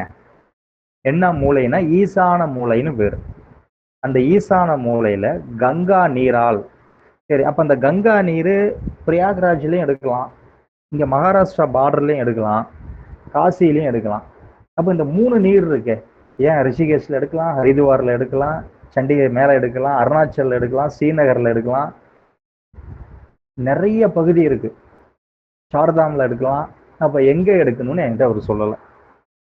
நானும் போயிட்டு பிரயாக்ராஜில் போயிட்டு தண்ணி எடுத்துட்டு வந்துட்டேன். கங்கா, காவேரி, சரஸ்வதி, இது தண்ணி எடுத்துட்டு வந்துட்டேன், வேலை செய்யல. அப்ப அதுக்கப்புறம் அவர் சொல்றாரு, காசியில போய் எடுக்கணும், எப்போ எடுக்கணும்னா காசியில மழை பெய்யுற காலகட்டம். இப்போ அங்கே மழை பெய்யும், ஆவணி புரட்டாசிலாம் அங்கே மழை பெய்யும். இந்த காலகட்டத்தில் தண்ணி சுத்தமாகி வரும். அங்கே இந்த எலும்புகள் பொடிகள் இதெல்லாம் இருக்காது, கரை புரண்டு ஓடும். அப்போ அந்த கரை புரண்டு ஓடி அந்த தண்ணி அழுக்கெல்லாம் போனதுக்கப்புறம் வெண்மையாக இருக்கும். அந்த நேரத்தில் அந்த தண்ணியை எந்த காட்டில் இருந்து எடுக்கணும்னு அதை சொல்லி கொடுக்கல. இதை அனுமந்தங்காட்டுல இருந்து எடுக்கணுமா அந்த தண்ணி. அனுமந்தங்காட்டுனா நிறைய பேர் இப்போ நீங்க எல்லாம் காசிக்கு போயிருப்பீங்க. ஹரிச்சந்தர் காட்டுக்கு முன்னாடி அனுமந்த காட்டுன்னு ஒன்று இருக்கு. உங்களுக்கெல்லாம் பிராப்தம் கிடைச்சிச்சுன்னா அந்த அனுமந்தங்காட்டுல போய் குளிக்கும் பொழுது ஆஞ்சநேயர் முகம் கொண்ட சிறு சிறு பாலகர்கள் அங்க வந்து குளிப்பாங்க. அந்த முகம் அதே அதாவது அப்படியே முழுமையா இருக்கும்னா கொஞ்சம் தூரத்துல இருந்து பார்த்தா அந்த ஆஞ்சநேயர் மாதிரியே இருப்பாங்க அந்த பசங்க. அந்த சேட்டை பயங்கரமா பண்ணுவோம். அந்த ஆஞ்சநேயர் எப்படியெல்லாம் தண்ணியில குதிச்சு விளையாடுமோ, நம்ம குளிச்சு முங்க மேல நம்ம முடியை இழுத்துட்டு போவானுங்க, நம்மள ஏதாவது கையை பிடிச்சி இழுப்பான் தண்ணிக்குள்ள. இதெல்லாம் நான் நிறைய அனுபவப்பட்டிருக்கேன். அந்த அனுமந்தங்காட்டுல இருந்து அந்த காசி நீர் எடுக்கணுமா. சரி, அதை எப்படி எடுக்கணும்? பித்தாள பாத்திரத்துல லாக் பண்ணி கொண்டு வரணும். நம்ம வாட்டர் கேன்ல புடிச்சிட்டு வரோம், வேலை செய்யல. அப்ப அது பித்தாள பாத்திரத்துல லாக் பண்ணி எடுத்துட்டு வந்து அது ஈசான மூலையில அந்த தண்ணியை வந்து கழுவி ஸ்வஸ்திக் சின்னத்தை வரையணும். அது மீது என்ன பண்ணணும்னா சிறிது பருப்பு வெள்ளத்தை வைக்கணும். பருப்புன்னா என்ன? தோரம் பருப்பு, கடலை பருப்பு வைக்கணுமா. கடலை பருப்பு கொஞ்சம் வெள்ளத்தை வச்சுட்டு ஸ்வஸ்திக் சின்னத்தை மஞ்சள்ல தான் வரையணும். சரி, இந்த மஞ்சள் அப்படின்னா நம்ம கடையில வாங்குறது வீட்டில் வாங்குறத பண்ணக்கூடாதான். 7 வயசு இருக்கக்கூடிய கன்னி பெண் அது கையால ஒரு மஞ்சளை கொடுத்து அந்த மஞ்சளை அரைக்க சொல்லி அதை பொடி பண்ணி வாங்கிக்கிட்டு அதால வரைஞ்சிடணும். அது வரைஞ்சதுக்கு அப்புறம் அதை அடிக்கடி திரும்பி பார்க்க வேண்டும் கடையில வீட்டில்.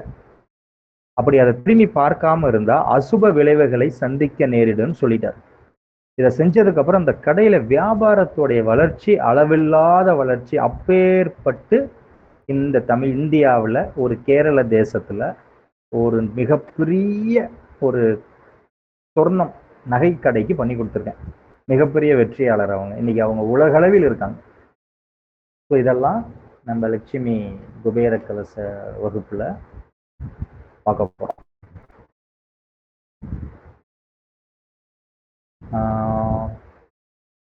இந்த கடன் சுமையிலிருந்து எப்படி நம்ம வாழ்க்கையில விடுதலை பெறலாம், அதுக்கான பரிகாரம்லாம் இருக்கு. அப்புறம்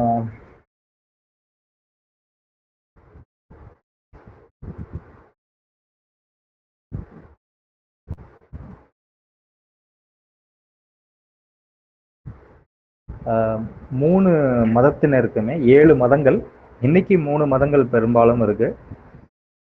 அவங்களுக்கெல்லாம் நம்ம எப்படி அதை சொல்லிக் கொடுக்க போறோம்? அந்த மதத்தை சார்ந்தவர்களுக்கும் ஏதாவது டவுட்ஸ் இருந்தாலும் அதையும் நம்ம கிளாஸ்ல வந்துட்டு கண்டிப்பா பரிகாரமா இந்த பரிகார வகுப்புல சொல்லிக் கொடுப்பேன். லட்சுமி குபேர வகுப்புலையும் அதை தொடர்ந்து பார்ட் 1 பார்ட் 2 நிறைய போயிட்டு இருக்கும். அதுலேயும் ஒவ்வொரு விஷயத்த சொல்லிக் கொடுப்பேன். இதெல்லாம் ஏன்னா நீங்க வாடிக்கையாளர் சொல்வதை விட நீங்க முதல்ல அதில் சக்ஸஸ் பண்ணி அதுக்கப்புறம் வந்துட்டு அது மூலியமா நீங்க எல்லாம் வெற்றி ஆகணும் அப்படிங்கிறதுக்கு தான் இவ்வளோ அந்த கிளாஸஸோடைய செஷன்ஸ். இது பரிகார இயக்க சொல்லிட்டோம். வரக்கூடிய வக்ர இயக்க வகுப்புகளை பற்றி நான் சொல்லியிருக்கேன். கூடுதலாக அதுக்கப்புறம் வந்துட்டு இந்த ராசிக்கான சில பரிகாரங்கள்னு சில விஷயங்கள் இருக்கு. இப்போ இந்த கடகராசிக்கு லாபஸ்தானம் 11ஆம் இடம் குரு. அப்போ பூர்வ புண்ணியம் லாபம் அனைத்தும், பூர்வ புண்ணியத்தோட லாபம் அனைத்தும் கிடைக்கும். அப்ப அவர் பொதுவா கிடைக்காம கஷ்டப்பட்டு இருப்பார். புதிய முயற்சிக்கு அவர் செஞ்சு ஃபெயிலியர் ஆயிருப்பார். அதுக்கு சரியான காலகட்டம் எது அப்படின்னா கரும்பு சார குரு பகவானுக்கு அபிஷேகம் செய்து மஞ்சள் வஸ்திரம் சாத்தி நெய் தீபம் போட்டு வழிபாடு பண்ணார்னா இந்த அனைத்து லாபமும் அவருக்கு கிடைக்கும். ஒரு குருவை வச்சு இவ்வளவு நிறைய விஷயம் எடுக்கலாம் 12 பாவகத்துக்கும் இந்த கடகராசி நேயர்களுக்கு. இப்போ இது புனர்பூசம் பூசம் ஆயிலியம், இது கடகராசி. இது கடக லக்னத்துக்கு விஷயம் சொல்லித்தரேன். பூச நட்சத்திரம் திருநெல்வேலி மாவட்டத்துல பாபநாசத்துல சிவசக்தி வழிபாடு செய்யணும்.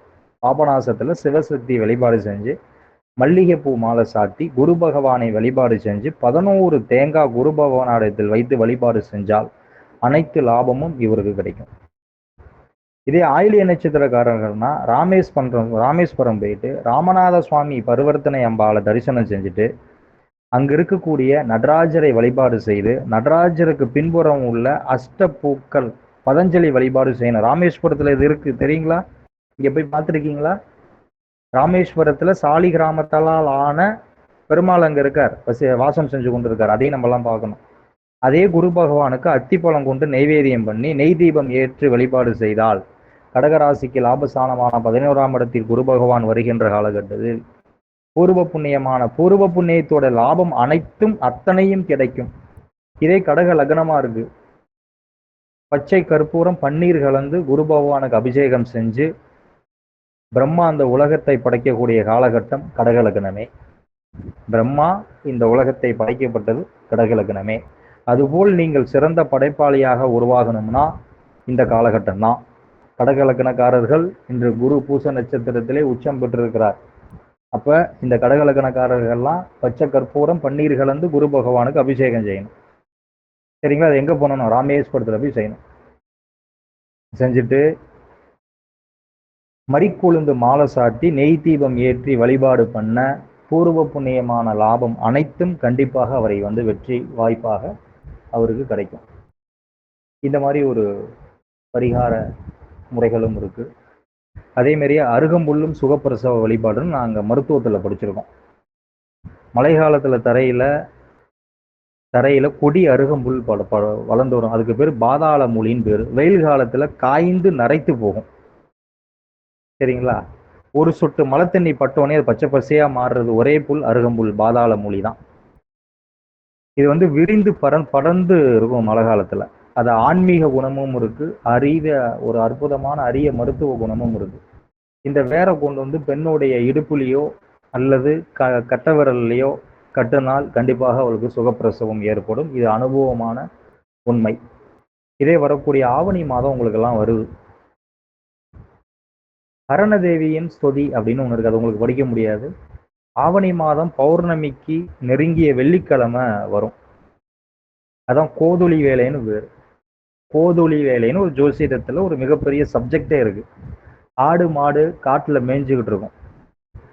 அப்ப தான் இருப்பிடம் வரும் காலமே கோதுளி வேலைன்னு பேரு. கோதுளி வேலைன்னா ஆடு மாடு காட்டுல மேய்ஞ்சுக்கிட்டு அதோடைய இருப்பிடம் பட்டிக்கு வரக்கூடிய இடம் தான் கோதுளி வேலம். அது மாலையில தான் அந்த கோதுளி வேலை வரும். அப்போ ஒரு சுத்தமான இடத்துல அந்த ஆடோ மாடோ வரக்கூடிய இடத்துல ஒரு அழகிய பீடம் ஒன்று அமைச்சு அதுக்கு அச்சதை நிறைந்திய கும்பம் வச்சு அந்த கும்பத்தை துணி சாத்தி கும்பத்துடைய முறைகள்லாம் நீங்க பயன்படுத்தி திருமகளை நினைத்து சிந்தனையில் தியானித்து அம்பாளை போற்றி துதிக்க வேண்டும். அப்ப இதெல்லாம் பண்ணிட்டீங்கன்னா மங்களகரமான மஞ்சள் நூலை வச்சு பூஜிக்கணும். அப்புறம் இறுதியில் என்ன பண்ணணும்னா சோடாச தாரங்களை உபாசனங்கள் செஞ்சு உறவினர்களிடமிருந்து ஸ்ரீதேவியை வாழ்த்தி மஞ்சள் சரடை வலது கையில் மணிகட்டில் அணிந்து கொள்ள. சதம் என்றால் குறைவடையாதுன்னு வேறு, அசதம் என்றால் குறைவில்லாததுன்னு வேறு, நிறைவடையாதுன்னு பேரு. பூர்ணத்துவம் உடையது என்று பொருள். குறைவில்லாத பெற்று வாழ்வாங்கு வாழ இந்த விஷயத்த பண்ணணும். இப்படிதான் மஞ்சள் கயிறு கையில கட்டணும். அது ஆவணி மாசத்துலதான் மஞ்சள் கயிறை கட்டணும். அரிசி மஞ்சள் அந்த அந்த ரெண்டையும் மங்கள பொருட்கள் ஆகும். அதுக்கு தகுதிக்கு ஏற்ப பூஜை செஞ்சு அறிந்தும் அறியாமலும் இதெல்லாம் நீ பார்த்துக்க தாயே, பிணி பீடைகள் தோஷமெல்லாம் விளக்குன்னு சொல்லக்கூடிய காலகட்டம் இந்த ஆவணி மாதமே. இந்த ஆவணி மாதத்துல வரக்கூடிய பௌர்ணமியை நெருங்கக்கூடிய வெள்ளிக்கிழமையில இதெல்லாம் நம்ம செய்யணும். செஞ்சோம்னா மிகப்பெரிய வெற்றியாளர் தான். இப்ப நான் சொன்ன இந்த பிணி பீடைகள்லாம் மிகப்பெரிய விஷயத்துல வாழ்க்கையில சப்ஜெக்ட் ஆயிடலாம். இந்த கைக்கு காசு கரையாம இருக்கணும்னா ஒரு சிலர் எவ்வளவுதான் பணம் சம்பாதிச்சுக்கிட்டே இருப்பாங்க, இல்லைங்கிற அளவுக்கு சம்பாதிப்பாங்க. அந்த தாரக மந்திரம் என்னன்னா, கையில வாங்கின பையில போட்டேன், காசு போன இடம் தெரியல. இதுதான் தாரக மந்திரம். இவங்களுக்கு படாத பாடுபடுவாங்க. இது ஒரு பாடலை கண்ணதாசனே இந்த பாடலை வகுத்து எடுத்திருக்காரு. அப்ப நம்ம சம்பளம் வாங்குறப்ப இல்ல கூலி வாங்குறோம்னா முதல் வேலையில உப்பு வாங்கணும்னு சொல்லி கொடுத்துருக்கோம்ல, இந்த உப்பு அப்பையும் வாங்கணும், மாச தமிழ் பிறப்புலையும் வாங்கணும், ஆங்கில மாத முதல் நாள்லையும் வாங்கணும். வாங்கிட்டு என்ன சொல்லணும்னா, சீக்கிரம் கையில் வாங்கிய பணம் சேருவதை நீங்கள் நினைத்து அதிசயத்தை உணர்வீர்கள். அப்பேற்பட்ட பலன் இருக்கு. அந்த பணம், வாங்கின பணம் நிறைய சேர ஆரம்பிக்கும். இதை எப்படி சேரணும்னா, இப்போ நான் சொன்ன அந்த 4 விஷயத்துல நீங்க வந்து சக்சஸ் ஆகணும். அதே மாதிரி இந்த 4ஆம் பிறை நம்ம பார்க்குறோம். இதனால பாதிப்புகள் இருக்கு. பாதிப்புகள்ல இருந்து அதாவது விடுபடக்கூடிய வழிமுறையும் இருக்கு. இந்த நல்ல வழியில் செயல்படுவன் வாழ நம் முன்னோர்கள் அரிய பரிய வழிகளையும் சொல்லி கொடுத்துருக்காங்க. அளவற்ற சக்திகள் நமக்கு வழங்கிய முன்னோர்களும் செயல்களும் நாம் முழுமையா நம்புறதில்லை. அதனாலதான் வாழ்க்கையில பிரச்சனை ஏற்படும். அதனாலதான் கருமா அவரவரை சாரும். இப்ப இந்த இடத்துல வக்ரத்துக்கு ஒரு கருமா சொல்றேன். எந்த கிரகம் வக்ரமா இருக்கோ அந்த கிரகத்தின் உடைய செயல்பாட்டில் சுயநலமாக முன்ஜென்மத்தில் இருந்தால் அந்த கிரக காரத்துவங்களுடைய செயல்பாடுல, இப்ப செவ்வாய் வக்ரம்னா சகோதரனுக்கு பாதிப்பை கொடுத்திருப்பான், சனி வக்ரம்னா தொழில். அப்ப நீங்க சுயநலத்துக்காக அடுத்தவர்களை ஒரு செயல்பாட்டுடைய விஷயத்த குறைச்சதுனாலதான் இந்த ஜென்மத்தில் வக்ர கிரகமாகி அந்த வக்ர கிரகம் உங்களுக்கு தாமதத்தை கொடுக்குது. சரிங்களா? அதனாலதான் இந்த கருமாவை செயல்படுத்துறதுக்கு ஜோதிடத்துல என்ன சொல்றோம் அப்படின்னா, மனித வாழ்விற்கு ஏற்ற இறக்க வாழ்க்கைகளுக்கு காரணமா கர்த்தாவா நிகழ்வதே இந்த கருமா தான். அப்போ ஒரு முறை விக்னங்களை நீக்கக்கூடிய இந்த கருமாவை விக்னங்களை நீக்கக்கூடிய அருள் விநாயக பெருமான்கிட்ட தான் இருக்கு. இந்த விநாயக பெருமான் அதிகப்படியான உணவை சாப்பிட்டதுனாலதான் அவர் ஆடி அசைந்து வந்தார். அப்போதுதான் அவரது நடையை கண்டு சந்திரன் விகாரமாக சிரித்தான், நீதான் விநாயகரோ அப்படின்னு சொல்லி. அப்பதான் அந்த விநாயக பெருமான் சாபம் கொடுக்கிறார். கோபமுற்ற விநாயகர் என்ன பண்றாரு, சந்திரனை சபிக்கிறார். அப்ப சாபத்தின் உக்ரம் சந்திரனை வாட்டியது. எப்படி? சந்திரன் விநாயகரை பணிந்து கேட்க, உன்னை விடைத்த சாபம் 4ஆம் பிறையை பார்ப்பவர்கள் அடையட்டும்னாரு. இது தெரியுங்களா ஜோசியத்துல? ஐயா, 4ஆம் பிறை பார்த்தால், நல்லா புரிஞ்சுக்கணும், 4ஆம் பிறை பார்த்தால் சந்திரனுக்கு ஏற்பட்ட சாபத்தை அடையணும். அதனாலதான் விநாயகர் சபித்த நாளே 4ஆம் பிறையக்குரிய நாளாகும். கிருஷ்ண பரமாத்மாவும் ஒரு முறை 4ஆம் பிறையில் பார்த்து விட்டார். அதனாலதான் அவர் அடைந்த தொல்லைகளும் அவதிகளுக்கும் அளவே இல்லை. ஆண்டவன கஷ்டப்பட்டால் சாமானிய நிலை என்பது தரித்திரம் தாண்டவமாடும், வறுமை வாட்டிவிடும். இந்த நிலையில தான் விடுபட இஷ்ட தேவதையை இழுப்ப எண்ணெயில் விளக்கு போட்டு வணங்கினால் விடுதலை கிடைக்கும் என்பது முன்னோர்களின் சான்று.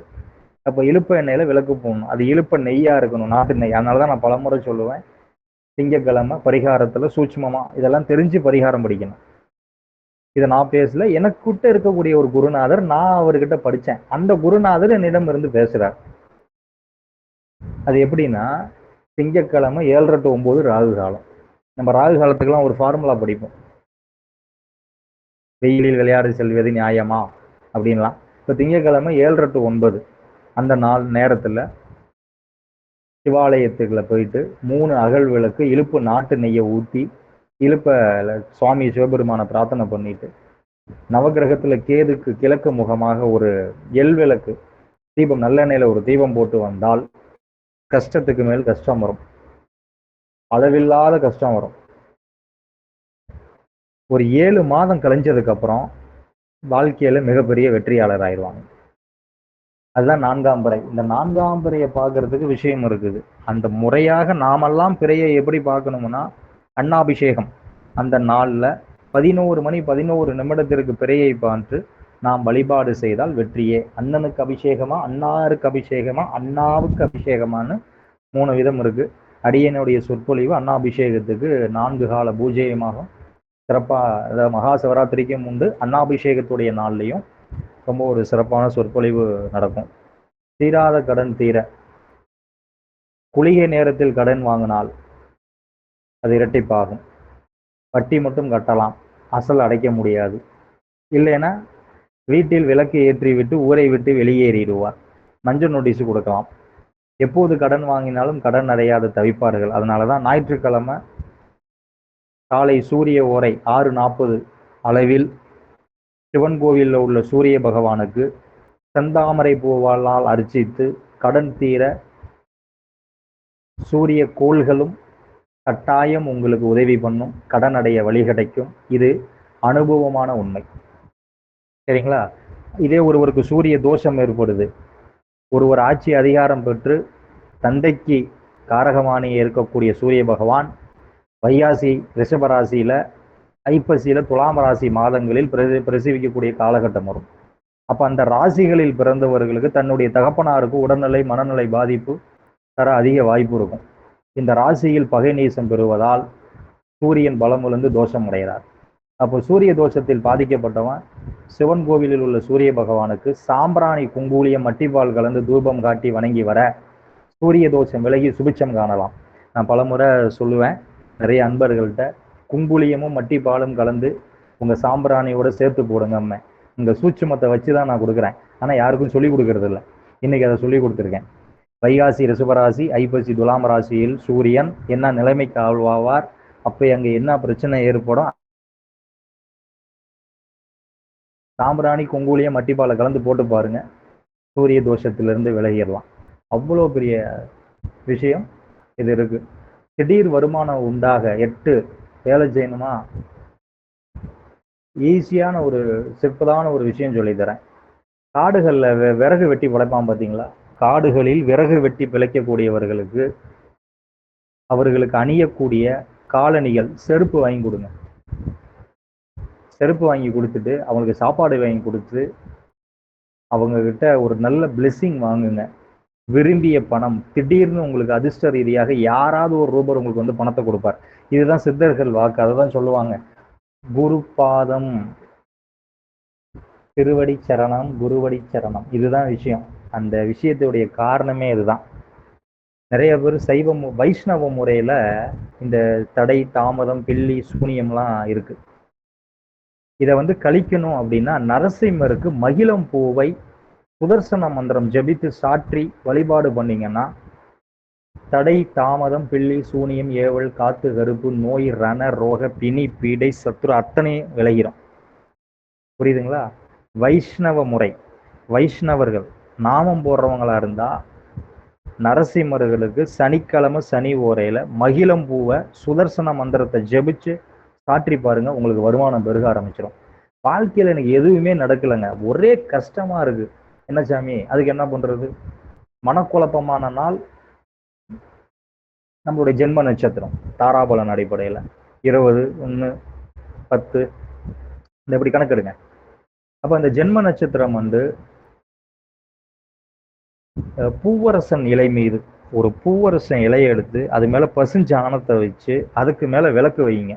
ஈசான திசையில் வைத்து வழிபட உங்கள் இஷ்ட தெய்வம் சிவத்தியானம் உங்களுடைய ஏக்கங்கள் தீரும். காரணம் பஞ்சசானம் ஒரு பூச்சிக்கொல்லி, பஞ்சசானத்துல லட்சுமி வசிக்கிறா.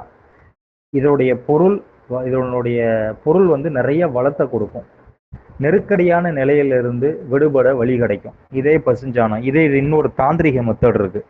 ஒரு பசுஞ்சானத்தை ஒரு இடத்துல பசுஞ்சானத்தை வச்சு அதுக்குள்ள ஒரு எலுமிச்சை பழத்தை சூலம் திசை அறிந்து, இன்றைய சூலம் இன்றைக்கு திங்கக்கிழமை மேற்கே சூலம், அப்போ கிழக்கு திசையில நின்று கிழக்கு திசை பார்த்து நின்று அந்த எலுமிச்சை பழத்தில் உங்கள் கோரிக்கையை வச்சு அந்த கோரிக்கையை சாணத்துக்குள்ள எலுமிச்சை பழத்தை பிதைந்து அதுக்கு மேலே குங்குமத்தை தூவிட்டு சூலத்தின் எதிர் திசையில் நடந்து சென்றால் அந்த காரியம் தடை தாமதம் என்று கண்டிப்பாக வெற்றியாகும். கையெழுத்து போடாதவனும் கையெழுத்து போடுவான். அப்பேற்பட்ட நாள் தான் இந்த பசுஞ்சானத்துடைய பலாபலன். சரிங்களா? 8ஆம் இடத்தில் சந்திர திசை இருந்து நடந்த நாள் என்ன நடக்கும்? பொதுவாக 8ஆம் இடத்தில் சந்திரன் அமைந்து விட்டாலே அந்த ஜாதகருக்கு ஏதாவது ஒரு விதத்தில் குறைபாடு இருக்கும். வாழ்க்கையில அதிக முறை நம்பிக்கை துரோகத்துக்கு ஆள்படுவார். அதே சந்திராஷ்ட தோஷ நிலை பெற்றவர்கள் வாழ்க்கையில் வெளிச்சம் காணவே முடியாது. அதுக்கு என்ன பண்ணோம்னா பிறந்த நட்சத்திரம் அல்லது திங்கக்கிழமை கால சந்திர ஓரையில ஏழைகளுக்கு வெள்ளை வேஷ்டி, அதனாலதான் கேரளாவில் இன்னைக்கும் திங்கக்கிழமை காலையில வெள்ளை கலர் வேஷ்டிய வஸ்திரத்துல பச்சரிசி வச்சு தானம் பண்ணுவாங்க. தயிர் சாதத்தை தானமா செஞ்சுட்டு கெட்ட மதி நல்ல மதியாக மாறும். கெட்ட மதி நல்ல மதியாக மாறும். சரிங்களா? பச்சை நிற மரம் பட்டு போகும் யாரால் அப்படின்னு ஒரு பழமொழி இருக்கு. இது ஆக்சிஜன் சம்பந்தப்பட்டது. இது வந்து கேரளாவில் இதுக்கு மிகப்பெரிய பரிகாரம் இருக்கு. சந்திரன் கேதுயா, அழகா பரிகாரம் சொல்லலாம்யா. சந்திரன் கேது, சந்திரன் ராகு, சூரியன் கேது. இது ஆன்ம தோஷமா இருக்கட்டும், அது 2வது சாப்டர். மாந்தியா இருக்கட்டும், சூரியன் மாந்தி, சந்திரன் மாந்தி, அது வேற பக்கம். கண்டிப்பா ஒரு நாள் வெற்றி ஆயிடுவார், ஞானத்தில் வெற்றி ஆவார். அப்ப சந்திரன் கேது இணைவு இருக்குன்னு வைங்களேன், அது 9ஆம் இடத்துல இருந்தா எப்படி ஜோசியம் படிக்கணும் தெரியுமாயா? கோல்டன் நம்ம கோவில்பட்டி ஐயா மாதிரி ஜோசியம் சொல்ல தெரியும். என்னாச்சு வாங்க, ஒன்றும் கவலைப்படாதீங்க. 9ல சந்திரன் கேது, தகப்பனால் ஒரு பிரச்சனை உண்டு, ஆனா வாழ்க்கையில இறங்கி மேலே ஏறிவீங்க, ஜோதிச்சிருவீங்க போங்கன்னு சொல்ல தெரியும். அப்ப இந்த சந்திரன் கேது இணைவு ஏற்பட்டுச்சுன்னா ஜாதகருடைய மனநிலை பாதிக்கும் சார். கிரகணம் பட்டும் வாழும் நிலைன்னு அதுக்கு பேரு. தாயார் வழியில் துர்மரணம். இப்ப லக்னத்துக்கு நம்ம ராகு வச்சோம்னா இல்ல, லக்னத்துக்கு 3ல ராகா தெளிவா சொல்லலாம். அம்மா வகையில அப்பா வகையில இருதார யோகம். ஆமா சார், கண்டிப்பா வாழ்க்கையில நிறைய இழந்திருப்பீங்க, ஊரை விட்டு போய் பொழப்பு பார்த்துருப்பீங்க, உங்க மேல கேஸ் இருக்கும். ஆமா, ஒன்றும் பிரச்சனை இல்லை. உங்களுக்கு ஒரு மனைவி மாங்கல்ய ஸ்நானம் பண்ணாம உங்களோட ஒரு மனைவி குடும்பம் நடத்துவா, இல்லைம்மா அங்க குடும்பம் நடத்திக்கிட்டு இருப்பா, அதுக்கப்புறம் என் வாழ்க்கையில வெற்றி ஆயிடுவாரு. அப்படி சொல்லணும் ஜோசியம், புரியுதுங்களா? இப்ப தாயார் வழியில ஒரு துர்மரணம் ஏற்படும், சூரியன் கேது இருந்தா அஜீரணம் போன்ற நோய் ஏற்படும். இதுக்கு என்ன பண்ணணும்னா, திங்கட்கிழமை பிரதோஷ காலத்துல, நித்திய பிரதோஷ காலத்துல சிவபெருமானையும் அம்பாளையும் தரிசிச்சு, அம்பாளுக்கு நெய் தீபம் ஏற்றி, சிவப்பு தாமரை மலரை சாற்றி, சிவனுக்கு வில்வை மலரை சாற்றி, கிரகண தோஷ நிலை மாறும், பிரகாசமான வாழ்க்கை அமையும். சரி, பிரம்மாவால் ஏற்பட்ட படைப்பு இந்த ஜோசியனால் வெல்ல முடியாதா?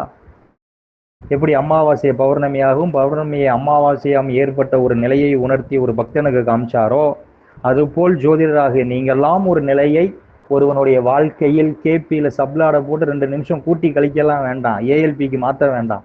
சூப்பர் பாரம்பரியத்தில் ஒரு சப்ஜெக்ட் சொல்லி தரேன். கன்னியாகுமரி பக்கத்துல கேரளம்னு ஒரு ஊர் இருக்கு. தட்சாயன உத்தராயணத்துக்கு சுவாமி நிறங்களை மாறி ஒரு பிள்ளையார் இருப்பார். அந்த குளமும் வெள்ளையாகவும் கருப்பாகவும் சிகப்பாகவும் மாறும். காலையில் அது ஆகாய, அது வந்து பாதாள சக்தியை குறிக்கக்கூடியது, பாதாளத்தை குறிக்கக்கூடியது. பஞ்ச பூதங்கள் மட்டும் இல்லாமல் நம்ம வந்து ஆகாயத்தையும் கணக்கெடுக்கணும், பாதாளத்தையும் கடக்கணும். ஸ்ரீதேவி பூதேவி எப்படி சீனிவாச பெருமாள் பள்ளி கொண்டிருக்கிறாரோ அந்த மாதிரி நம்ம பலன் எடுக்கணும். அப்போ அது பாதாளம், ஆனால் பாதாளத்தில் விநாயகர், அது பாதாளத்துக்கு உண்டான சேத்திரம். அங்கே காலை தரிசனம் பண்ணணும். மையத்தில் பிள்ளையார்பட்டி, அங்கே மைய தரிசனம் பண்ணணும். அடுத்து ஆகாய தரிசனம், நேராக உச்சி பிள்ளையார் கோவில் திருச்சி, நேராக சுவாமிகிட்ட வரணும். சாயந்தரம் வந்து உள்ள நுழைஞ்சு நீங்க தீபாரதனை நீங்க பார்க்கும் நேரத்தில் ஒரு ஜாதகம் போடுங்க. 5 ஜாதகத்துக்கு பலன் சொல்லி ரெமெடி கொடுங்க. அதுக்கு திசா புத்தி ஆக்டிவேட் பண்ணுங்க. கிரகச்சாரத்தை பரிவர்த்தனை என்ன வேணாலும் இருக்கட்டும், அதுக்கு உண்டான ரெமெடியை கொடுத்து பாருங்க. அந்த ஜாதகர் அன்று முதல் ஜெயிப்பார். நீங்களே பிரம்மசூத்திரத்தின் கதாநாயகன் நீங்க தான். ஜோசியம் இப்படி படிச்சிடணும், சரிங்களா? சனி சுக்கிரன் சந்திரன் மேஷத்தில் இருந்திருந்தால் 2 இரத்த சம்பந்தப்பட்ட உறவுகளில் தவறான தொடர்புகள் கொண்டிருப்பாருன்னு அர்த்தம். நான்லாம் எளிமையா பலன் எடுப்பேன். மேஷத்துல சனியும் சுக்கிரனும் சந்திரன், ஐயா வருவார், ஐயா உங்க ரத்த சொந்தத்துல நீங்க ஒரு உறவு, தவறான உறவு வச்சிருக்கணுமே. எந்த லக்னமா இருந்தாலும் சரி, லக்னத்துக்கு 2ஆம் இடத்தில் சுக்கிரன் சந்திரன் செவ்வாய் சேர்ந்து இருந்துச்சுன்னு வைங்களேன், ஹோமோசெக்ஸ்னு பேரு. நான்லாம் அப்படிதான் ஜோசியம் படிச்சதே, ஆப்போசிட்டா தான் படிப்பேன். எதையுமே நேரா ஜோசியம் படிச்சு பழக்கமே இல்லை. எதை கேள்வி கேட்கக்கூடாது அதை கேட்கறது. இப்படி படிச்சாதான் வாழ்க்கையில ரெமெடி கொடுக்க முடியும். இதுக்கு பேரு காமதோஷம்னு பேரு. தோஷத்துல காமதோஷத்துக்கு ரெமெடி சொல்ல தெரியணும், சரிங்களா?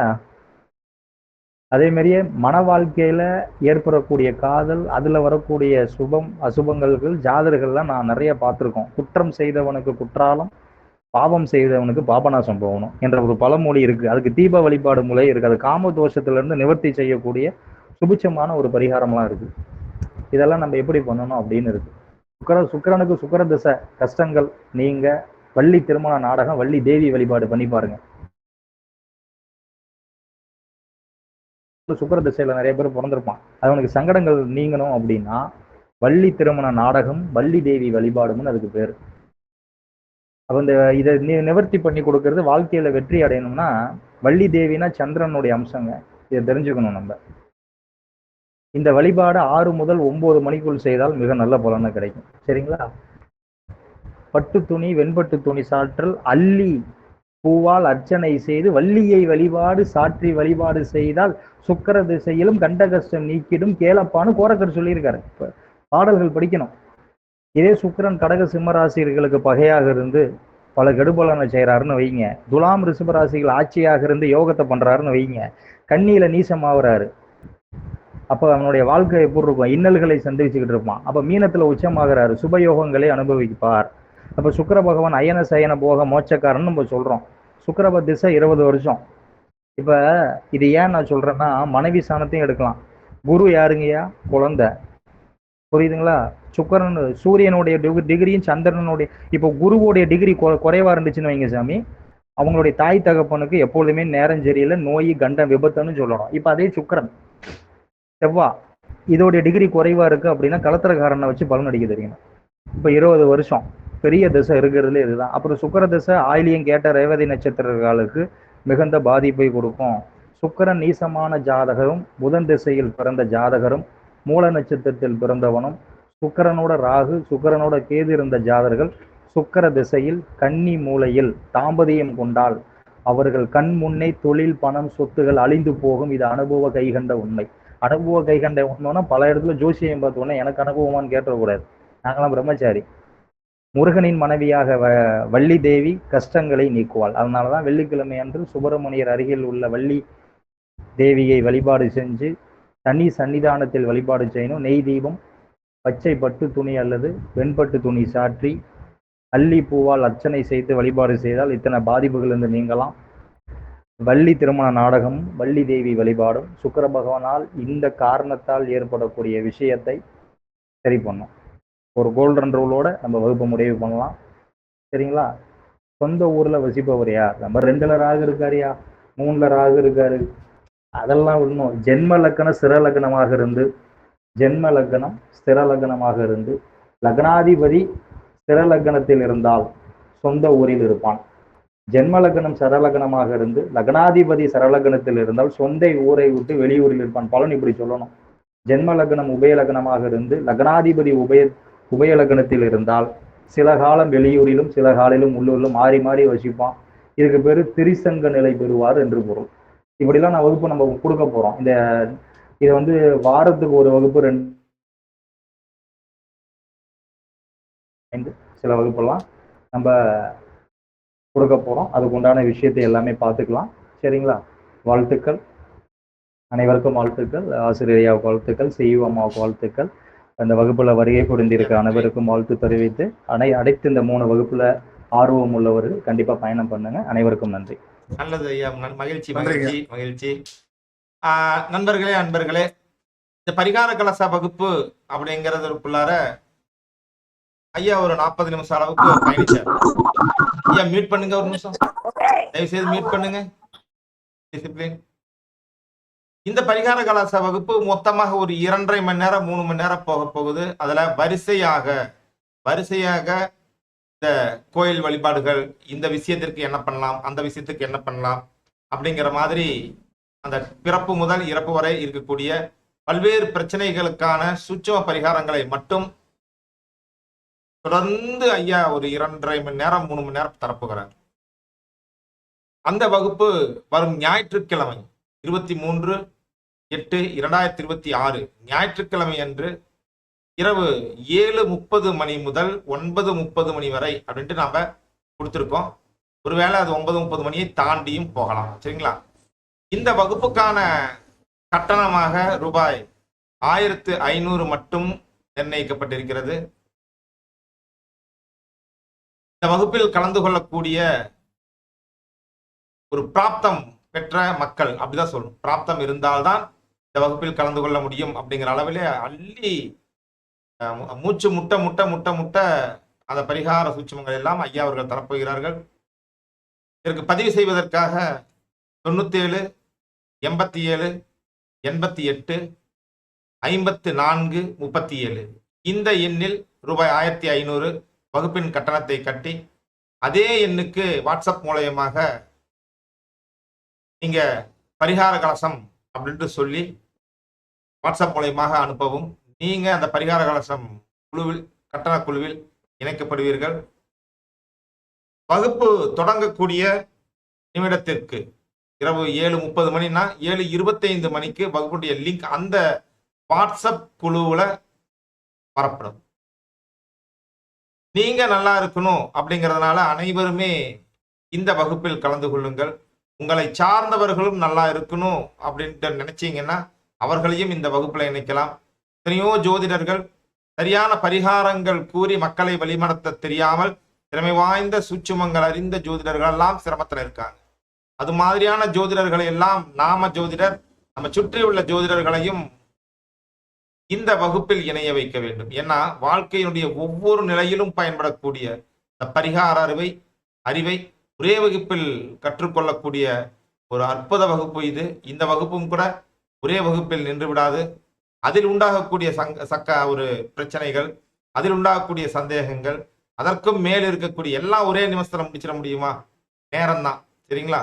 அதை நீங்க தொடர்ந்து அடுத்தடுத்த வகுப்புகள், அடுத்தடுத்த கேள்விகள், இன்னும் பல விஷயங்களுக்கு பரிகாரங்கள் வேணும் அப்படின்ட்டு மாணவர்களாகிய நாம் கூறும் பொழுது ஐயா அவர்கள் அதையும் ஒரு தனி வகுப்பாக அடுத்தடுத்த உயர்நிலை வகுப்பாக தருவதற்காக அவரை நாம கேட்டு நிக்கணும் அப்படிங்கிற அளவிலே அனைத்து மக்களும் இந்த வகுப்புகளில் கலந்து கொள்ளுங்கள். சரிங்களா? நல்லது நண்பர்களே. இவ்வளவு நேரம், சரியாக 1.5 மணி நேரம் பொறுமையாக இந்த அற்புதமான பரிகார கலசம் அறிமுக வகுப்பில் இணைந்து பல்வேறு தகவல்களை, ஒரு கலவையான கதம்ப தகவல்களை அறிந்திருக்கிறீர்கள். ஏன்னா இந்த வகுப்புல இது மட்டும் கிடையாது, வக்கர கிரகங்கள் அப்படிங்கிற அந்த வகுப்பிற்கான சூட்சுமங்களையும் என்னெல்லாம் இருக்குன்னு ஐயா சொல்லியிருக்காங்க. மேலும் பார்த்தீங்கன்னா விவி சிஸ்டம் 1000 அப்படிங்கிற தலைப்புல ஜோதிட வகுப்புகள், ஜோதிட சூட்சுமங்கள் இதெல்லாம் தொடர்ந்து நடக்கப் போகிறது.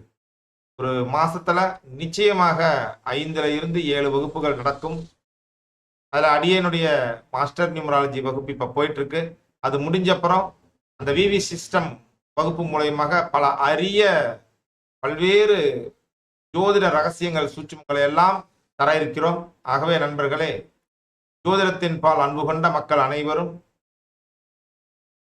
பழனியாண்டவர் அஸ்ட்ரோ அகாடமியினுடைய ஏதாவது ஒரு குழு, தாந்திரிக குழுவாக இருக்கட்டும், பழனியாண்டவர் அஸ்ட்ரோ அகாடமி குழுவாக இருக்கட்டும், 888 ஜோதிட பயிற்சி குழுவாக இருக்கட்டும், இதில் ஏதாவது ஒன்றில் நீங்க தொடர்ந்து பயணித்து தொடர்ந்து வரக்கூடிய இந்த அறிவிப்புகளை எல்லாம் பெற்று உங்களுக்கு எது பிரயோஜனப்படும் அப்படிங்கிற மாதிரி பிராப்தம் இருக்கிறதோ அந்த வகுப்புகளில் கலந்து கொண்டு பயன்பெறுமாறு அன்போடு அழைக்கிறோம்.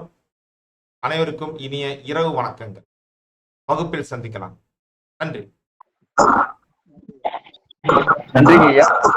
வணக்கம் ஐயா.